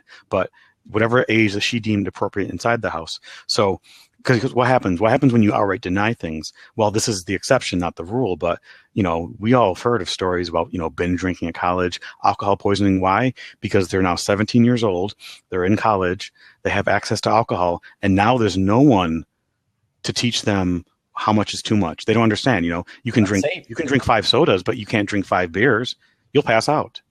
And they just they deal with the bad taste and they chug it down and they're like, "Woo, look how tough I am! Look how much I just drank." And it's like I said, it's not the rule, it's the exception, but it does happen, and that's why you have kids that die in college from alcohol poisoning. The problem isn't even alcohol. The problem is how you raise the kid. Alcohol is the scapegoat. Let me read this. I think there's a difference between telling kids something is extremely bad and is off limit, and then finding out that it's not that bad and telling them that something exists and then don't figure it out. It doesn't. So I grew up in an environment that I was not afforded alcohol until I was the legal age.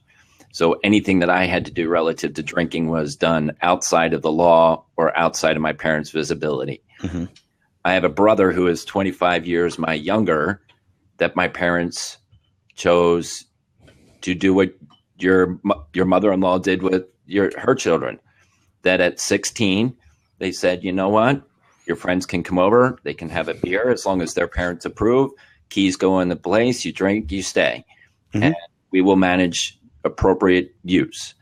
And I got to tell you, I went through my phase that I wanted to, because I was restrained, I needed to experiment, which wasn't wise. And yes. I am a testimony to what you're talking about. My brother, on the other hand, when he got to college, he knew that binge drinking wasn't in his vocabulary. He knew how to manage it. Mm-hmm. So something I want to say, I want to what Miso just said down below. He said, "I was not allowed to drink until 21, and I drank my ass off under my mom's radar. I'm not an alcoholic." I think one of the important things here is, see, people think of the extremes, everything's black and white. So my point being is, so your scenario versus your brother's scenario. Yes. If anyone thinks one of those scenarios does and doesn't lead to alcoholism, they're already wrong. Yeah, that's totally wrong. Either scenario leads to alcoholism. Yeah, right. That's a behavioral thing. Yeah, it's a behavioral thing, and it'll happen almost regardless of upbringing, because alcoholism is actually a chemical thing, not just a behavior thing. I mean, you use behavior to control it, but people that are actually alcoholics are getting a different experience out of drinking than you get. You know what I'm saying? If I drink a lot, I get tired. I get sleepy. If I drink too much, I get sick. So drinking a lot isn't even physically possible. I couldn't be an alcoholic if I wanted to, because my body doesn't really, and a lot of people have that same reaction. But some people, they drink and it doesn't tie them down. I've met people, I knew a guy that could drink a 24 pack and he'd still be ripping and roaring. I couldn't even drink half of that. I'd be passed out. So he has the potential to be an alcoholic, but I don't. So there's other things to being an alcoholic than merely the exposure or lack of exposure of alcohol. It's a more complex problem than that. I totally agree with that, and the evidence of that is neither my brother nor I are alcoholics. Mm-hmm. No, I'm just kidding. That's completely anecdote. I think it's actually it's very interesting that your parents tried out both scenarios, and I mean, it comes down to a personal choice. Me personally, I would lean more towards your brother's scenario than yours as a parent, because like I said, I think outright denial is a bad choice because it is an extreme, and it leads to bad things because I guess my first question is, Ryan, did you drink before you were 21? I did. I didn't. It wasn't a habitual thing. It was an experimenting thing. So I was brought into the world in a very strict religious context at that time frame. So drinking was taboo. So and all my friends knew it. So they were always trying to pervert me and try it. And that didn't happen until later. So, but it did happen. I mean, it absolutely happened. I think that's the number one. That's the most important lesson. It is. Outright denial doesn't prevent you from drinking. It leads to irresponsible drinking for a lot of people, for some people, because I'm sure if we ask enough people this question, we'd probably both be surprised how many people drank themselves passed out, drank themselves into alcohol poisoning. Even if it's only 10%, 1 out of 10 people, that's a pretty high number. Considering that's a dangerous scenario.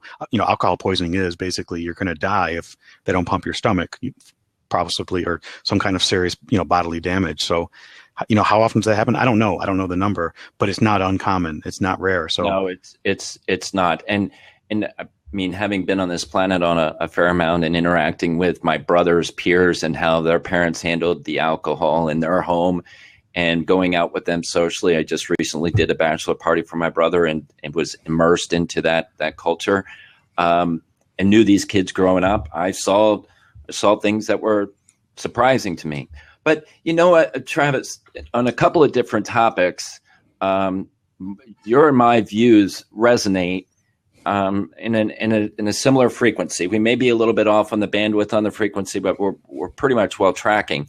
And do you feel that way as well? Oh yeah, I mean, like, because what I think is, opinions vary, but I don't believe opinions can be truly black and white, because I feel for me personally, I'm a big fan of critical thinking. If someone came up with some hard evidence, some hard stories, said no, we took 10,000 kids and here's the evidence of what happened when they were allowed to drink at 16 versus 21, and you saw some kind of overwhelming evidence that it was a bad thing, I would change my worldview at that point, because here's some hard evidence. Now, I don't mean some niche story.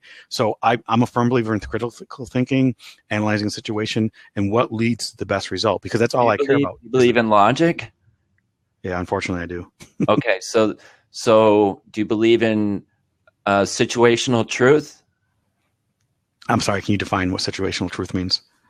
That goes against logic. So if something is wrong, is there in situations where it could be right in another situation, something that you would make a statement that it is wrong to do something, could you find an equally compelling statement to say that it would be right to do it? I'm compelled to say kind of yes. I do kind of agree with situational truth then, because I can think of situations where things do, but that's because there's also differing circumstances. So the very concept. So you wouldn't be able to say anything to be wrong in that situation. Is there something that you could say absolutely would be wrong? Well, so I always prefer, real life examples over meta conversations. So but that's why I was saying, if you had anything that you firmly believed that was wrong. Well, extremes in either situation. When we talk about where do you draw the line of what do you expose your kids to, I believe that either extreme of the spectrum is wrong. Absolute denial is wrong, and everything goes is also wrong. Is there anything that's happening in Syria at this time that you would say would be categorically wrong in your worldview? Honestly, that's something that I don't really know much about it, so I can't comment. Okay. Okay. So is there anything that's happening inside of our country's legal system that you would say is wrong?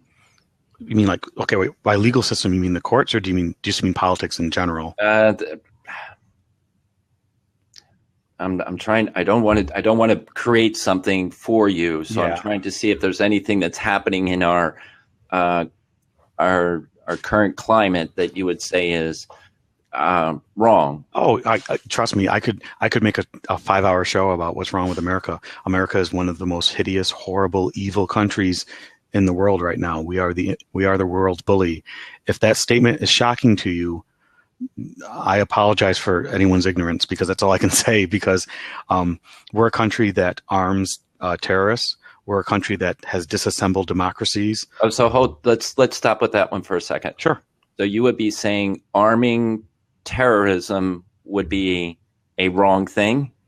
Well, I'm talking about the literal sense of terrorism, right? So what would that mean to you? So I can kind of touch on what you're probably talking about Syria, if you're talking about ISIS in general. Yeah. Let's not forget that all of the guns and weapons and tanks that ISIS is using, America provided them. What I'm really trying to get, and I can understand your political view, and I'm not here to challenge that. I'm here to say, in what relationship are you identifying something to be wrong? Are you against what the terrorists are fighting for?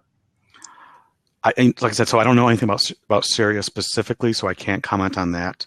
A lot of things are points of view. I think people want to think that something is that there's a bad guy and a good guy, and that's kind of wrong. I don't, because everyone is a good guy in their own worldview. Hitler was a good guy. Saddam Hussein was a good guy. And before you think that sounds horrible, why are they good guys? Look at their worldview. So can a worldview be wrong? Okay, wait, I'm probably using the wrong term. When I mean, like Saddam Hussein, I'll get a very short and very specific example. Saddam Hussein decided that number one, that those oil resources are his because historically they are, and that there's a bunch of foreigners in his country that are no longer welcome there. Is it evil to use chemical weapons and to bomb people that are unarmed? Oh, absolutely. But at the same time, people seem to forget context of what that means. If a bunch of Mexicans move into America, you really lost me because you're saying it's evil to use chemical weapons against somebody. So you're applying some moral value as to why that is being assigned evil. Well, that's why he's both right and wrong at the same time. He's not absolutely wrong, and he's not absolutely right. He is neither. Okay. So ISIS is no different. So Misa's comment about ISIS is fighting to spread radical Islam. In my eyes, the only difference between an evangelical Christian and ISIS is if they're holding a gun or not, and they both believe in exactly the same thing. Well, outside of holding the gun. You have to use a little bit more words when you're categorizing that. Sure, that's fine. Now, when I say evangelical Christians and you use the word Westboro Baptist, I would say, yeah, I could do that. But if you're going to categorize the entire evangelical Christian community and equate it with radical Islam, I think you may not have an understanding of evangelical Christians.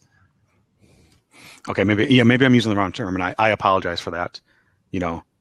Here I am stepping out of my my comfort zone of points. I guess and that's okay. And Travis, you and I are having a very reasonable discussion, and I was trying to get to, in a worldview, it either is a presupposition of truth exists or truth does not exist. So logic requires things to either be true or false. Two things that are opposite cannot both be true. So by Correct. sitting in a middle position and declaring that chemically killing people can both be true and false is illogical. No, I agree with that and you know what? I guess to defend my point, then where I'm coming from, sure, because people want simple answers. They don't want to think complex thoughts because problems are complex. There is no black and white. There is only gray. There's different shades of gray, but anyone that thinks that anything is black and white has oversimplified any situation completely. I know in our society we like to dwell in the realm of the gray. It is a very comfortable place to arrive, but I don't think it's comfortable. I think the gray is more complex because it's not compromising. Let me rephrase what I'm Sure. trying to say. Is that the gray is the area that we want to remain because the declaration of what other side of the black or the white we sit is a difficult thing to reason out. And the critical thinking and casting a message based upon a view, that discussion is a very difficult conversation to have. So in the example that I would say that taking a human life, premeditated taking of a life, is wrong. That if I have not in defense, I'm not talking about a defensive kill, I'm talking about premeditated murder, regardless of circumstances, is wrong. I cannot also say in this situation that it would be right. So my foundational statement is the premeditated taking of someone else's life is wrong. I cannot go on the same side and negotiate that in this situation I can approve it's happening. And that's the black and white. It is either right to take a life or it's wrong to take a life. They both can't exist. No, I agree, and I'm not trying to propose that it can be both, because when I say it's both, let me to explain that is that the action of taking the life is wrong, but the reasons why someone might do it are not outright wrong. Because that's a Maslow's hierarchy of needs, and that's an evolutionary thing that if my right to survive trumps your right to survive, taking a life may be justifiable. It's unstoppable. No, I won't use the word justifiable. I'm not saying that in somebody's worldview, it's justifiable to take that life. Well, I always believe actions speak louder than words, and that is the history of mankind. And every country has done it, including the U.S. Absolutely. In fact, the U.S. is doing it today. Absolutely. And every one of them, the hospital and just last week. Everyone is criminal. I will say, into your example of Hitler, I will say all humanity has the ability to be just like Hitler. The only thing that separates us from Hitler is our ability to repress Hitler-esque type of activities. And in a time of dire need, you will cheer and embrace the next Hitler. Do you here's my example. History will repeat itself because history is filled with depraved humans. So let's take a depraved situation. Detroit. It's got some of the highest crime in the U.S. Right. It's got a horrible economy. Do you truly believe, this is a rhetorical question, but do you truly believe it'd be, let's say that they get a new mayor and the economy gets worse. There's even less jobs. Does the mayor line his pockets or not? Kwame was not such a good dude up there. So if I'm not really familiar with Detroit. Okay. I don't even know the mayors. So I'm only giving this as a theoretical example. So they get a new mayor or a new senators, whatever for that state. As we can all agree that as the economy gets worse, crime goes up because crime is partially out of desperation. So at some point when things get bad enough, there'll be someone that'll propose, we're going to instate a curfew and we're going to start rounding up the undesirables. When that day comes, people will cheer it on. They're going to be like, because the people that are working and doing good are going to be like, thank you. Somebody's finally doing something about that. But when you analyze the situation, what does that mean? Who are the undesirables? The unworking, it's like it opens a very dark thing. But let's be realistic. I don't think that's an infeasible scenario. I think that's very so easy to sell that. People will cheer it on. They will vote for it. Black, white, they won't matter. They're all going to vote for it. We are there. Yeah, we're there today. When our society is transporting money in armored vehicles with armored men, and that our school children are riding like cattle without seatbelts, we know where the value society is placed. That's an interesting analogy. That's a really good one. So I've never heard that before.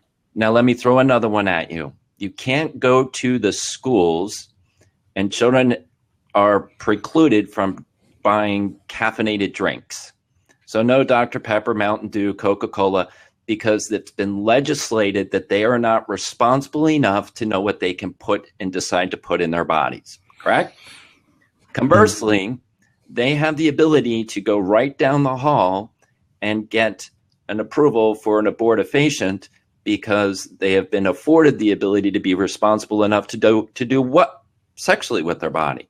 So when our society is regulating more on the freedom of one side, exploration, but we're going to legislate what you can ingest, we're heading right to the road you just talked about, that we will celebrate the curfew and the rounding up the undesirables because the state is better equipped to know what's better for you than you are as individuals. Mm-hmm. I do think that right this moment, America is more like Germany pre-Nazi than it's ever been in its history. So then I'm gonna suggest that those kinds of opinions be not necessarily put on record, because that you may see some blacked out Tahoes showing up on your doorstep. If people in black suits come to my house because of an opinion, then that's when you need to take out your guns and start shooting. I just want to draw your attention to if you were going to continue that line of thinking, I just want to call caution to it. That's all. Mm-hmm. Not that I agree or disagree. I'm just I have no fear of voicing an opinion on America. In fact, I rather enjoy it. Okay, very, very good. I would like to have a conversation like that, but I would prefer not to have it in a public forum because. Sure. Well, I don't mean to derail your subject. That's okay. But this is one of the things that I am attributing to why those 94% of kids say that the parents say that the internet is safe, is because they're living in this world of gray without the ability to have one foundation to say something is bad or it's not bad. That I'm suggesting that awareness gives them the ability to understand where they are on the spectrum. And currently they're on their spectrum based upon their current awareness. That additional awareness may be beneficial if they truly want to define what the word safe is. Godwin's law. Oh, very good. I'm tracking with you. But that's okay because I understand how. I get that. It's a logical. First one goes there loses. Yeah. So yeah, even that's why when you pointed it out, I even stopped. You didn't. I mean, not that you said Godwin's law, but we both, But I didn't take it there. I gave you another. I didn't take it to that, but I kind of understood where you were, and I wouldn't have pulled that on you anyway. But it is. It's because it's kind of a fallacy. It's a logical fallacy that even it's not that it's wrong that you do it. It's just that it's like a pit. It's like a rabbit hole you're going down. And I'm not saying you should never go down that rabbit hole, but it's like we're kind of just really getting off topic and really going off tangents. It was, but it was good because you brought in some points that are, unfortunately, Travis, many people don't think or process the way you do. Mm-hmm. And I appreciate you sharing your opinion because there's a lot of logic and reasoning behind what you've shared on this Blab. And relative to the audience and putting this kind of technology in their hand, I would suggest they haven't invested that much intellectual honesty in self-analysis on the decisions that they've made. That's a judgment. Don't mean to be that judgmental, but I would suggest that some additional effort could be made to clarify if you are in that 94%, believe the internet is safe, and what has been your commitment to validate what the word safe means? Anything in this world is safe as long as you understand it and have a control over it. But it's unsafe when you don't. And like I said before, that's both extremes. It's unsafe when you exercise no control, but it's also unsafe when you exercise complete control. But in your sense, when you first started off and you gave your gun example, that you have a tool which you can have 100% control of and you can put it at a target. The internet is two guns and the other gun is operated by someone else. And if you don't control that gateway of communication to see who the other people are holding the guns, to assume that it's safe is a logical fallacy. Because it has to be. Now, you may choose to deny that those people with guns exist. That's fine. That's the red pill, blue pill kind of thing. But those other people with guns, whether they be words, whether they be actions, it's not a physical bullet coming at you. But children, bullets can be words, pictures that affect their psychology, and it manifests itself. You would agree with that? Yeah. Yep. All right. Is there anyone else that wanted to come in and take a seat? We've been around this a couple of different ways, and Travis has been very kind to give us so much time and talk about what I think is a difficult topic. I just by the lack of people wanting to join the conversation is I don't know what I could deduce from that other than that they just want to watch and see us talk. But I would like to invite people to come in and contribute. I have 2 cents on that, by the way. So I will tell you, I've been on Blab for over 3 months now. I just hit 101 days today. And I call it begging, basically. And I'm using begging?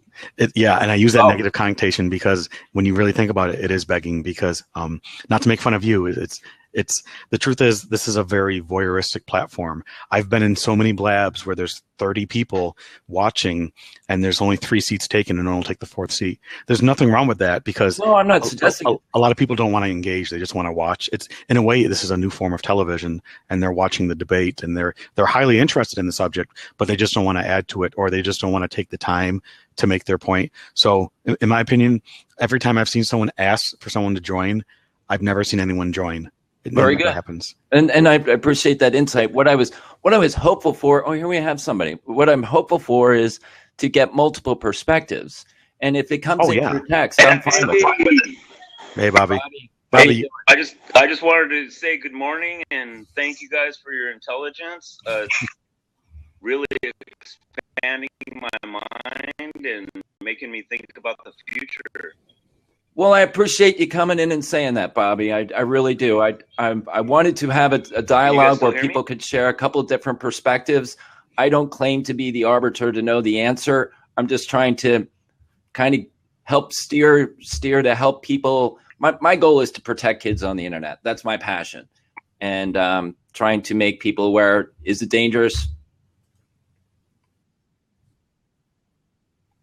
Good. Well, thanks for stopping in and recognizing us.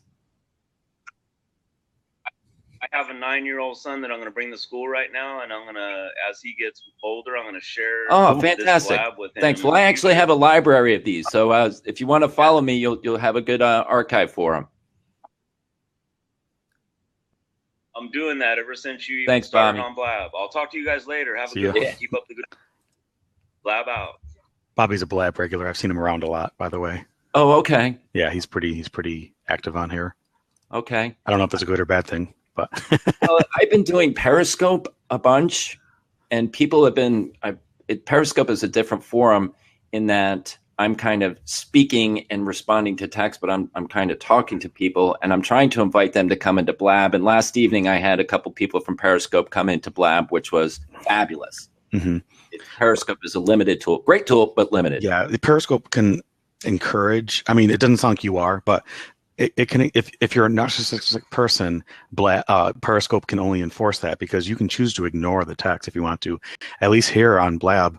For people that don't want to interact but just want to say something, they can say something, which is what Periscope provides. But for someone that truly has a good point to make, they can cam up and share. And at the same time, I mean, like, that's how you learn, right? I mean, it's like I don't know everything. In fact, I would have loved if someone came on here and they said I'm a helicopter parent. They can't touch any of it. And I'm not here to trash them or throw them under the bus. I'd like to hear their logic, and debate it. I don't agree with it. But it would have been great if someone like that joined up. I actually had one of those on my Blab last night, and we talked it through, and then we got into a reasoned discussion about it. And fortunately, this person was not so set in their ways. They could hear a point counterpoint discussion, and they kind of said, "Wow, I didn't realize what I was doing could have this kind of an unintended consequence. I didn't think about it." So I hope you see that I don't have narcissistic tendencies. Oh no, not at all. I mean, it's number one. It's hard to be you're not completely narcissistic when you even want someone to interact with you, because interaction is like, I mean, you want people to pay attention to you, but you talk over. If a true narcissist would talk over people, they would ignore their points. They would never acknowledge the points. So no, of course not. But there's narcissistic people. There's definitely a narcissist problem in America. But I think the real question is it a new problem? I'm not sure it is. It's an exposure problem. You just weren't able to interact with narcissistic people. And let's not forget that the internet empowers narcissism. In fact, it's hard to be a narcissist outside, because when people find you annoying or full of yourself, they just won't deal with you. Just disengage. On the internet, now you've got to look at me. You've got to watch me. So, Travis, I just want to thank you and acknowledge you. You've been a breath of fresh air. And as I said, I'm traveling with this frequency with you. I may not be right on your line, but I'm within the degrees. And I don't know who Crazy Bobby is. Who's no, that? I'm just goofing over there. Oh, okay. Dan said Bob was the guy that joined for 2 seconds. That was Bobby. Oh, okay. So, and I appreciate you. I'd like to see if you could participate when I have other people in the room, because you bring in a context which challenges people's thinking, mm-hmm. which is a very good thing. Dan, you're a nut. These are a bunch. We all know each other, by the way. So me, Misa, that's Tu Wong No White. DN Nichols, that's Dan Nichols. We all know each other. We've known each other for months, if not years. I've known Misa. I've known for years. Really? Yeah. So from Google Hangouts, we're all regular. So there's a lot of kind of inside jokes and backstory going on. So okay. So don't. Vanilla is also part of that as well. What's that? Is Vanilla part of that? I don't know who that. No. Okay. But I mean, these are also people that are interacting with each other. There's new dynamics. There is a social scene on here. We're not all complete strangers by any means. Well, and that's very true. And that's why I say I don't, because it's this mask of anonymity, you can't make any assumption as to who anybody is. And the words can only be validated by the evidence. Like I can stand in the garage and call myself a car. Doesn't mean that I'm a car unless there's evidence to validate that I am a car. So this platform is, I am saying what I am saying and you're saying what we're saying, but the only way the measurement of truth is that the way we live our lives, and is there people in this community that recognize that what he says is true because I've seen it in his life. Third party. Mm-hmm. By the way, so Vanilla said we make a good duo and we should definitely do this again. I'd like to point out that, but I'd like to see some more varied opinions, because honestly, if there was another Ryan and another me down here, we'd be doing the whole world a disservice, because 4 people agreeing aren't really necessarily learning anything at all. I agree with you, Travis. And I would even leave. I would actually leave because I'd want someone with an opposing opinion to join it. If someone's like, no, you guys are wrong, I would be more than happy to give up my seat, because I want that person to come in here. I am of the same way. I am of the same way, and I think I've attempted to communicate that through this session, that I want alternative perspectives, and it's shocking to me if people are watching and are still in our same framework of thinking. Then what does that say to the 94%? We've had 31 people in this room, that at least only 3 people should be in agreement with us. And that 27 people should be minimally in a counter perspective. So we are either that statistic is wrong, or those 27 people are what? Lurkers, and they are not comfortable to come in and express a different opinion. What is your take on that? Maybe. I mean, so if you have 3 people in the room that agree, you might be less likely to get someone with an opposing opinion, because number one, people are going to feel outnumbered, right? I mean, there's this fallacy, there's this myth. I would ask you to step out in that situation. Yeah, the head count alone, just because you can get, just because you've got 1,000 people that agree doesn't make them right. I know, because I can find you 50 million people that eat at McDonald's 5 times a week, and they'll tell you there's nothing wrong with McDonald's. So head count alone means absolutely nothing. I can't argue that, but it's statistically, I'm in shock, because 94% of the population thinks that kids are safe on the internet, and that either it is heroics that we have a room filled with people all of the similar mindset, or that they're not willing to share their differing opinion in the text role, or I could ask you to exit and they'd be willing to come in and offer a counterpoint, but I'm statistically shocked. Actually probably be a good analogy, or a good point, is that I once read a little kind of a study that talked about being a better parent in regards to when you have a baby, so when the baby's first born. And obviously the study generally found that parents that buy books and literature that talks about becoming a better parent are on average a better parent. But it brought up a more interesting point. It said that the material itself may not make them a better parent, because what's really important here is that they're looking to be a better parent. So in regards to how come we don't see the counterpoint? Because only the people that are looking to actually, learn about it to begin with are the ones you're going to run into, because the people that are totally shut off, that have the blinders on, they don't want to be in here. They won't even see that you exist. Yeah, they won't see the title, and they'll just skip right on by. They don't care. They don't want to care, stuff like that. If you get, it's, or another comparison is like, sometimes there'll be a religious blab, and if you get like a bunch of atheists and a bunch of Christians together and they're fighting, oh my gosh, controversy, and then other people want to join up, and it creates activity out of drama. So unfortunately, drama in your blab would probably create more interactivity, but are you really doing something positive if you're looking for drama? It's hard to, I'm not here for drama. I'm not here for drama either, but it does help get you more exposure. It's kind of a dangerous way to go down. But you caught that on early as well. You were talking about you're casting a fear message, and I wasn't trying to cast a fear message, but I did.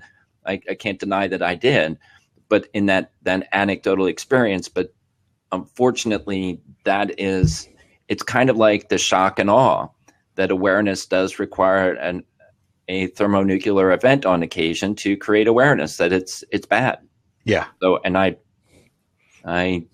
don't agree with the drama, but every once in a while I'll do a mass extinction event just to shake it up. So, Travis, thank you so much. I appreciate it. I've got follow you. Do you just randomly go to different rooms, or how do you participate on Blab? Pretty much. If you click on my avatar, you'll see that a lot of people follow me, and I follow very few people. Yes. I actually used to follow up to 60 people, and I removed almost all of them because I thought about it, and I had to make a choice because it's number one, it's because of how Blab works, but it's like, I have no value in turning that on if I have so many people follow, because I'm going to get flooded with people joining and creating blabs. And I'm doing stuff, I'm working, so those notifications are outright useless. I decided to set a very, very, very high bar for who I'm following. So I'm sorry if that makes me look like a follow snob. I think it's so, and I would be one of those people that I appreciate that kind of scrutiny, and that I'm not suggesting that I am a followable person for you yet, but I think that this could be the germination where I may be a conversation that you would want to follow. That's what I would say. So I follow people for two reasons. Either number one, because they're just so open to discussion and looking for interactivity and intelligence and looking for the correct solution to something. They're not here to preach, they're here to learn and to share that learning. That's one reason why I follow people. The other one is because outside of my 9-to-5 job, me and my wife have a YouTube show we do. So I follow people that dabble in YouTube and filmmaking because I'm learning from them about things. That's the only two people I follow now. I don't even follow my friends. You know what I'm saying? Like, yeah. Dan's a friend of mine. Misa's a friend of mine. I don't follow them just because I know where to find you guys. I can look at the Blab front page and I see your avatar. I know your avatar by heart. So it's like I don't need to follow them to find them. So I'm following people that I don't necessarily know. So for what little it means, you actually did make the cut, Ryan. I followed you for now.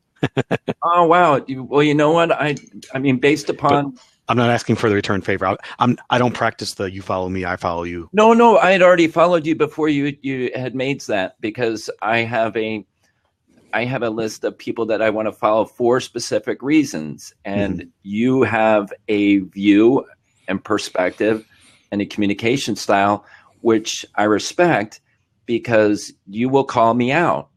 And I hope you respect that I will be responsive to be calling out. Now, I may not agree, but I'll have to reason it. So this is safe.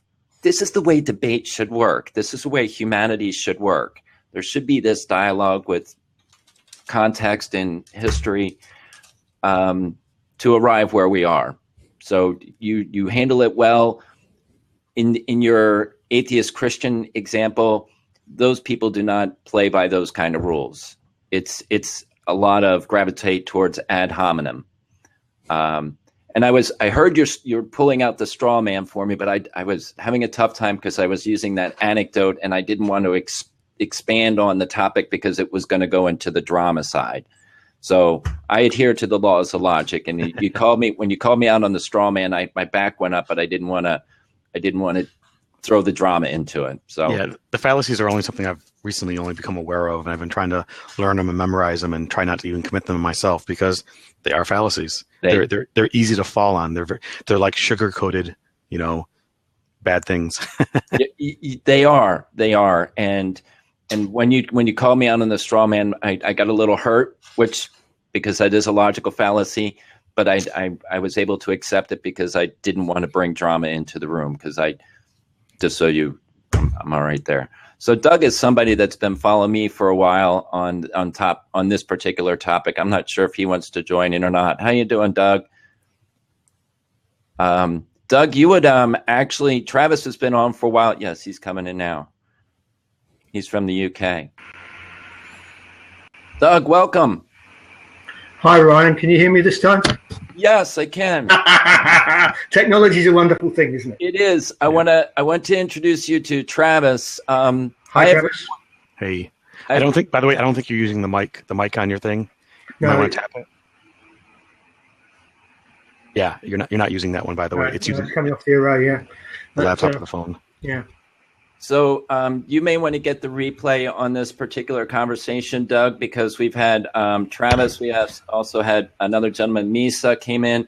I don't know how old Misa is, but it takes a while to get through it. It's a long blab, but it's some great perspective on different viewpoints on the topic that's important to us on protecting kids on the internet. So I've kept this title running for some time, Exploring Internet Safety. 94% of the people say that it's safe on the internet. Travis has been fabulous. And I mean, Travis, you've been on here a while, man. I mean, do you want to hang and talk to Doug? Okay. Well, you say 94%, but I mean, figures are always interesting, aren't they? We had I think it was a survey in the UK, and it said that something like only 1 in 10 had admitted to doing something that their parents, that they felt was unsafe. Now, that's only 1 in 10 admitted to it. I reckon there's an awful lot more that have actually done it. But what a lot of them did say was that it was in the it was well over 50%, and in some cases 60-70% had done things like shared images that they knew their parents wouldn't be happy about them sharing, and had conversations that or covered topics or done things that their parents wouldn't, that they knew their parents wouldn't want them doing. So I think that they know they can get away with it because, as to use Ryan's phrases, unless there's some form of oversight, they can easily cover it up. Now, I don't know, unless we do that, unless we talk to the kids, unless we get some kind of engagement going with them to get this oversight, we're really going to struggle. And all right, 94% is a pretty good number. That means only 6% think they're not safe. And how many young people are there out there using the internet? I mean, just at 6% of that lot, that's millions. And if one of them gets caught up in something that they shouldn't be caught up in, that's one too many, I think, isn't it? I think we'd all agree on that. It is, and that there's been some very differing perspectives on that and where the responsibility lies relative to that. And it was a great conversation. Misa was in here earlier. He shared with me that he's 31. Misa, can you give me a nod that it's okay to share what you shared with me, or can you give me a thumbs up or something? Because I don't want to say something that you may not want me. Do you think he'd be all right, Travis, me sharing? Oh, great. There he goes. He just did. Thank you. So he's 31. I'm not sure if he had a broken family or not, meaning that not a husband and wife or mom and dad. It sounded like his mom was raising him. And then at some point that the primary care or custodian became him for his twin siblings, which were much younger. So growing up in the age of the internet, being the primary caretaker is my understanding in his role, is that he took on a very secured oversight control of access to the internet. So his siblings were pretty much gated off from being active on the internet, and that everything was being supervised. And his opinion is that the children themselves should know themselves, and I'm paraphrasing him, but they should know that the way they behave in public is the way they should behave on the internet. And I think I paraphrased him correctly, that he is saying that if the way they behave in public within the school, that he's all right. So he just said yes, that they should be responsible to behave that way. Nice talking to you. All right, very good. Thanks, Travis, so much. Okay. It was a pleasure meeting you. Take care. Thanks. Mm-hmm. Yeah, you're right. In an ideal world, that is, isn't it? In the stylized, 2.2 kids family, everything will go hunky dory, and that will be really great. But unfortunately, we don't all live in those. And young people from past experience are always push the boundaries, don't we? We know that's the nature of the teenage years. That's the kind of thing that they tend to do. So they're always going to push, no matter how well you gate it, no matter how well you try to control it. But it's a balance all the time. I mean, we've used these kind of words before, haven't we? You know, Yes. it's about getting the balance right. It is. So did I fairly represent you, Misa? Okay, yeah, I would definitely say so. Okay. Yeah, most definitely. Hmm.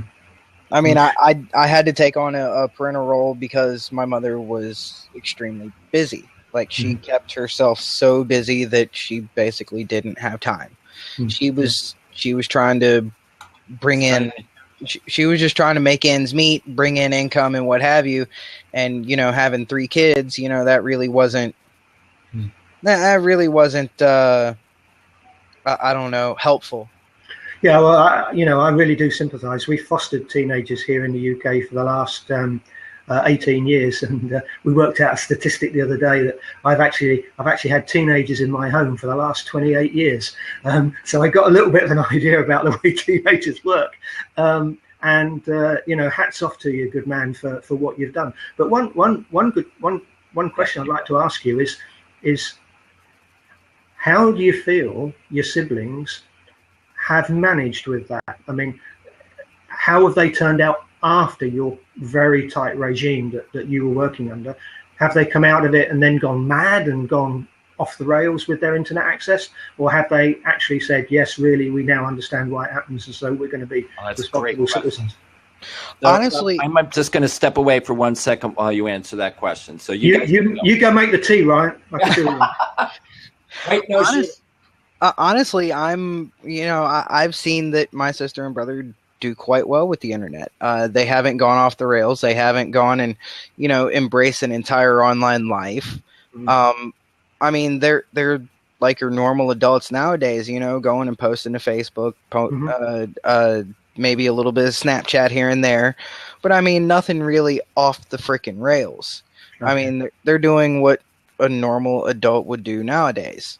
And I feel that, my, I don't know, strict regime, as you so eloquently put it, really, really did help in the long run, because I know when I was a kid, right around, 12, when I started messing around, 12 to 14, when I really started messing around on the internet and figuring out, all this little nooks and crannies and little hidden spaces and all this, I realized that, yeah, there's a lot of stuff out there that is not suitable for children and what have you. And, when I went and, sat down and spoke with my sister and brother about it and basically said, it's not going to happen. I don't care.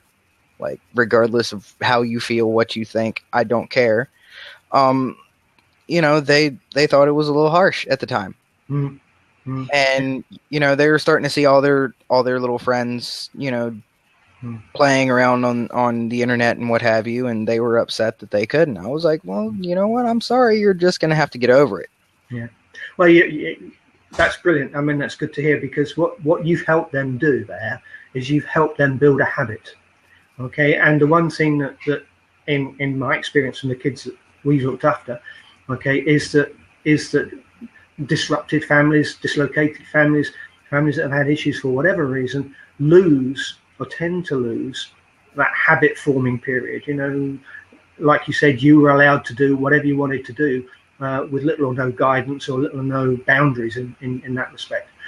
So what you were able to do, and like I say, fair credit to you, is actually, by putting those boundaries in, is to channel them into making a habit, and that habit will stay with them.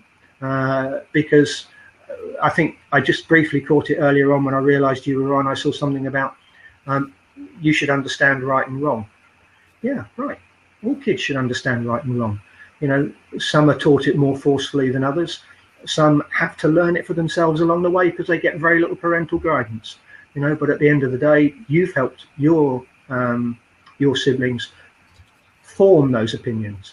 And that's all we're saying, really, that more people need to do. You can be tight. You can do that by nailing everybody down. You can also do it through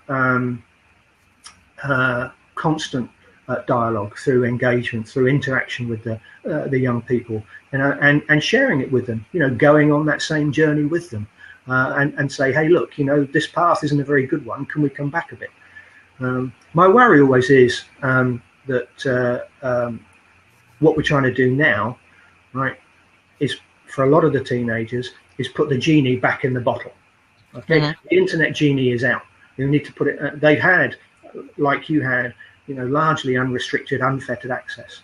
And what we need to do now is to create a generation growing up, from the youngest, that grow up with control and oversight, that grow up with having their internet managed, and it's not a free-for-all. Because then it will be easier for them. They will have learnt that habit, and they will be able to pass that habit on to their children.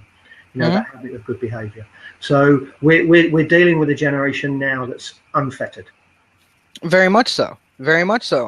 When I was in high school, I was seeing kids, spend hours and hours and hours and hours on the internet just looking at, random things, whether it be, a cartoon of something or, beheadings. I mean, it was literally that widespread. It wasn't just, fun and lollygagging. It was actually, looking up some serious messed up topics. I mean, to put it lightly. Yeah, that's something that is without oversight. That's where it's going to go.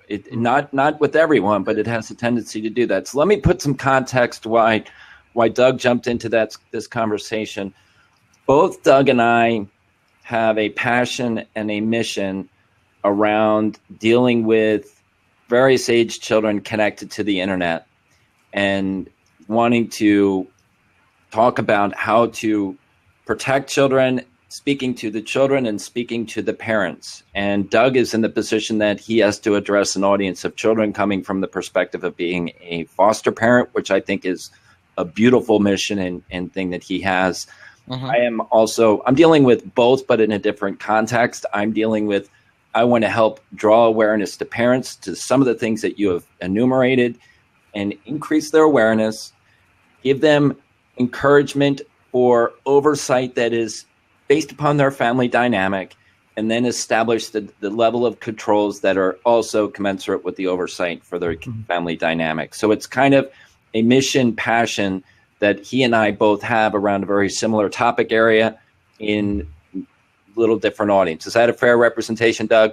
Yeah, and that's great. And the more people we can talk to and the more people we can encourage to talk to their children and talk to the young people in their families or in their care, the more dialogue there is, the more chance we have of stopping one person getting into difficulty. And if we achieve that, then that's a result. And it was great to hear, Misha, your decision. I've experienced this kind of scenario. I can understand that it goes wrong. Therefore, I'm not going to allow you to do the same.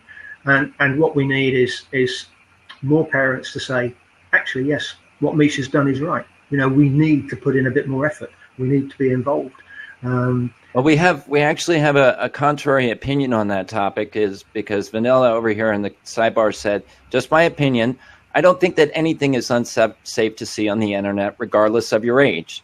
The unsafe thing is when there's engagement with strangers. So, well, I have to say I completely and utterly disagree with that, because but before you respond to it, I'd like to, because unfortunately text is a one-dimensional response, and I want to invite them. You're pleased to disagree with his comment. I would like to invite that person to come in and have a seat, because I'd like to get some more context from which they're making that statement, because that aligns with the topic. Because Absolutely. The topic is 94% that it's safe, and he's saying it's not unsafe. So that is a person that's recognizing that they have a counter view. So Vanilla, would you like to come and take a seat so I can get some context around that statement? I won't disagree with Pizza Slice. Exactly.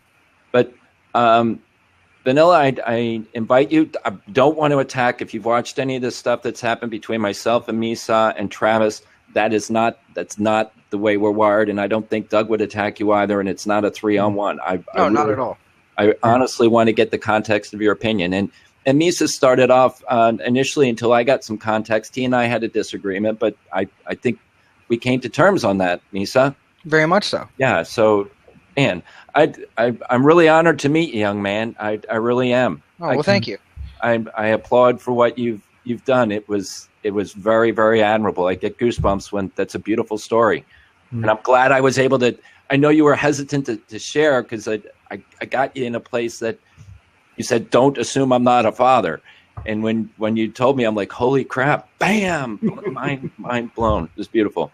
Yeah, just because people don't have kids doesn't mean that, you nailed it, man. That they don't know what the hell they're talking about. And that right there is what I face all the goddamn time. I go about trying to tell people, or trying to give advice here and there when people come to me complaining or venting or bitching or whatever the hell they want to call it. Yeah. I try to pass on a little bit of information to them, and they look at me, oh, excuse me, are you a parent? No. Well, your opinion. Your opinion doesn't matter. Parent. I would say you were a parent. Just the context of the word had to be defined a little bit further. So I'm going to give you parent status. So, Doug. But it's about experiences, isn't it? And you've had the kind of experiences that we're talking about. Yeah. Very so much it doesn't matter whether you're a parent or not. Yeah. Very much so. You have relevant information. You have relevant input. Absolutely. So, I got my phone. I'm a bit of a tough guy when people say there's nothing dangerous on the internet, and go ahead and talk about that. It's like whacking me around the head with a broomstick. I react badly to it. There's a load of good stuff and there's a load of bad stuff, and adults can do what they like. Okay, that's entirely their prerogative. I think what the context of the blog, Blab, whatever it is, get my teeth in straight, is that we're talking about young people here. We're talking about children. We're talking about people who don't understand, who don't have the context, who see images, and just really those images, as we know psychologically, the younger they are, the more the seared they get into their brains, and the harder they are to shift later on. And I'm not sure if it was on your site, Ryan, or somewhere. I was reading that there was an experiment done where naked bodies were shown to youngsters, and they principally teenage boys from memory, and the boys got much more excited about the images that didn't have a face to them, that were headless. They became property. Did you read the Princeton study that I had published? Yeah, and you say to yourself, look, this is where these kids can start to divert off the rails, because what they can do is they can look at that and disassociate that from real life, because it's an inanimate object. Yeah. As soon as you put a head on it, it becomes something completely different. And then if they start following that route down, they can then get into heavy pornography and all sorts. And we've seen that with young people. We know where that route goes. I mean, we actually looked after a young man for a period of time, and were saying we couldn't manage his online pornographic behavior. We're talking about 8, 9, maybe 10 years ago now, when systems weren't as advanced as they are. And he moved to somebody else who was unfortunately even less able to manage it than we were. And within 18 months of leaving us, he was in prison for raping a 11-year-old girl. And you can see it coming, because I'm not saying pornography is bad. I'm not saying that adults shouldn't do it, but it's context again, Ryan, isn't it? Misha, you don't want it in front of 8, 10, 12, 14-year-old kids, because they don't understand it. That is a very good point, and I would like to go and add a point to what Ryan was saying in the side chat here. He says the internet is all strangers. That's very true, but yet so is real life. Real life is all strangers. I mean, with the exception of friends and parents and adults, I'm just saying it doesn't matter if a stranger is involved or not, because of the fact that you're gonna talk to strangers regardless of where you are or what the hell you're doing. You can be in your own kindergarten class, and what are those kids? You don't know them. They are strangers. Everybody is a stranger. Mm-hmm.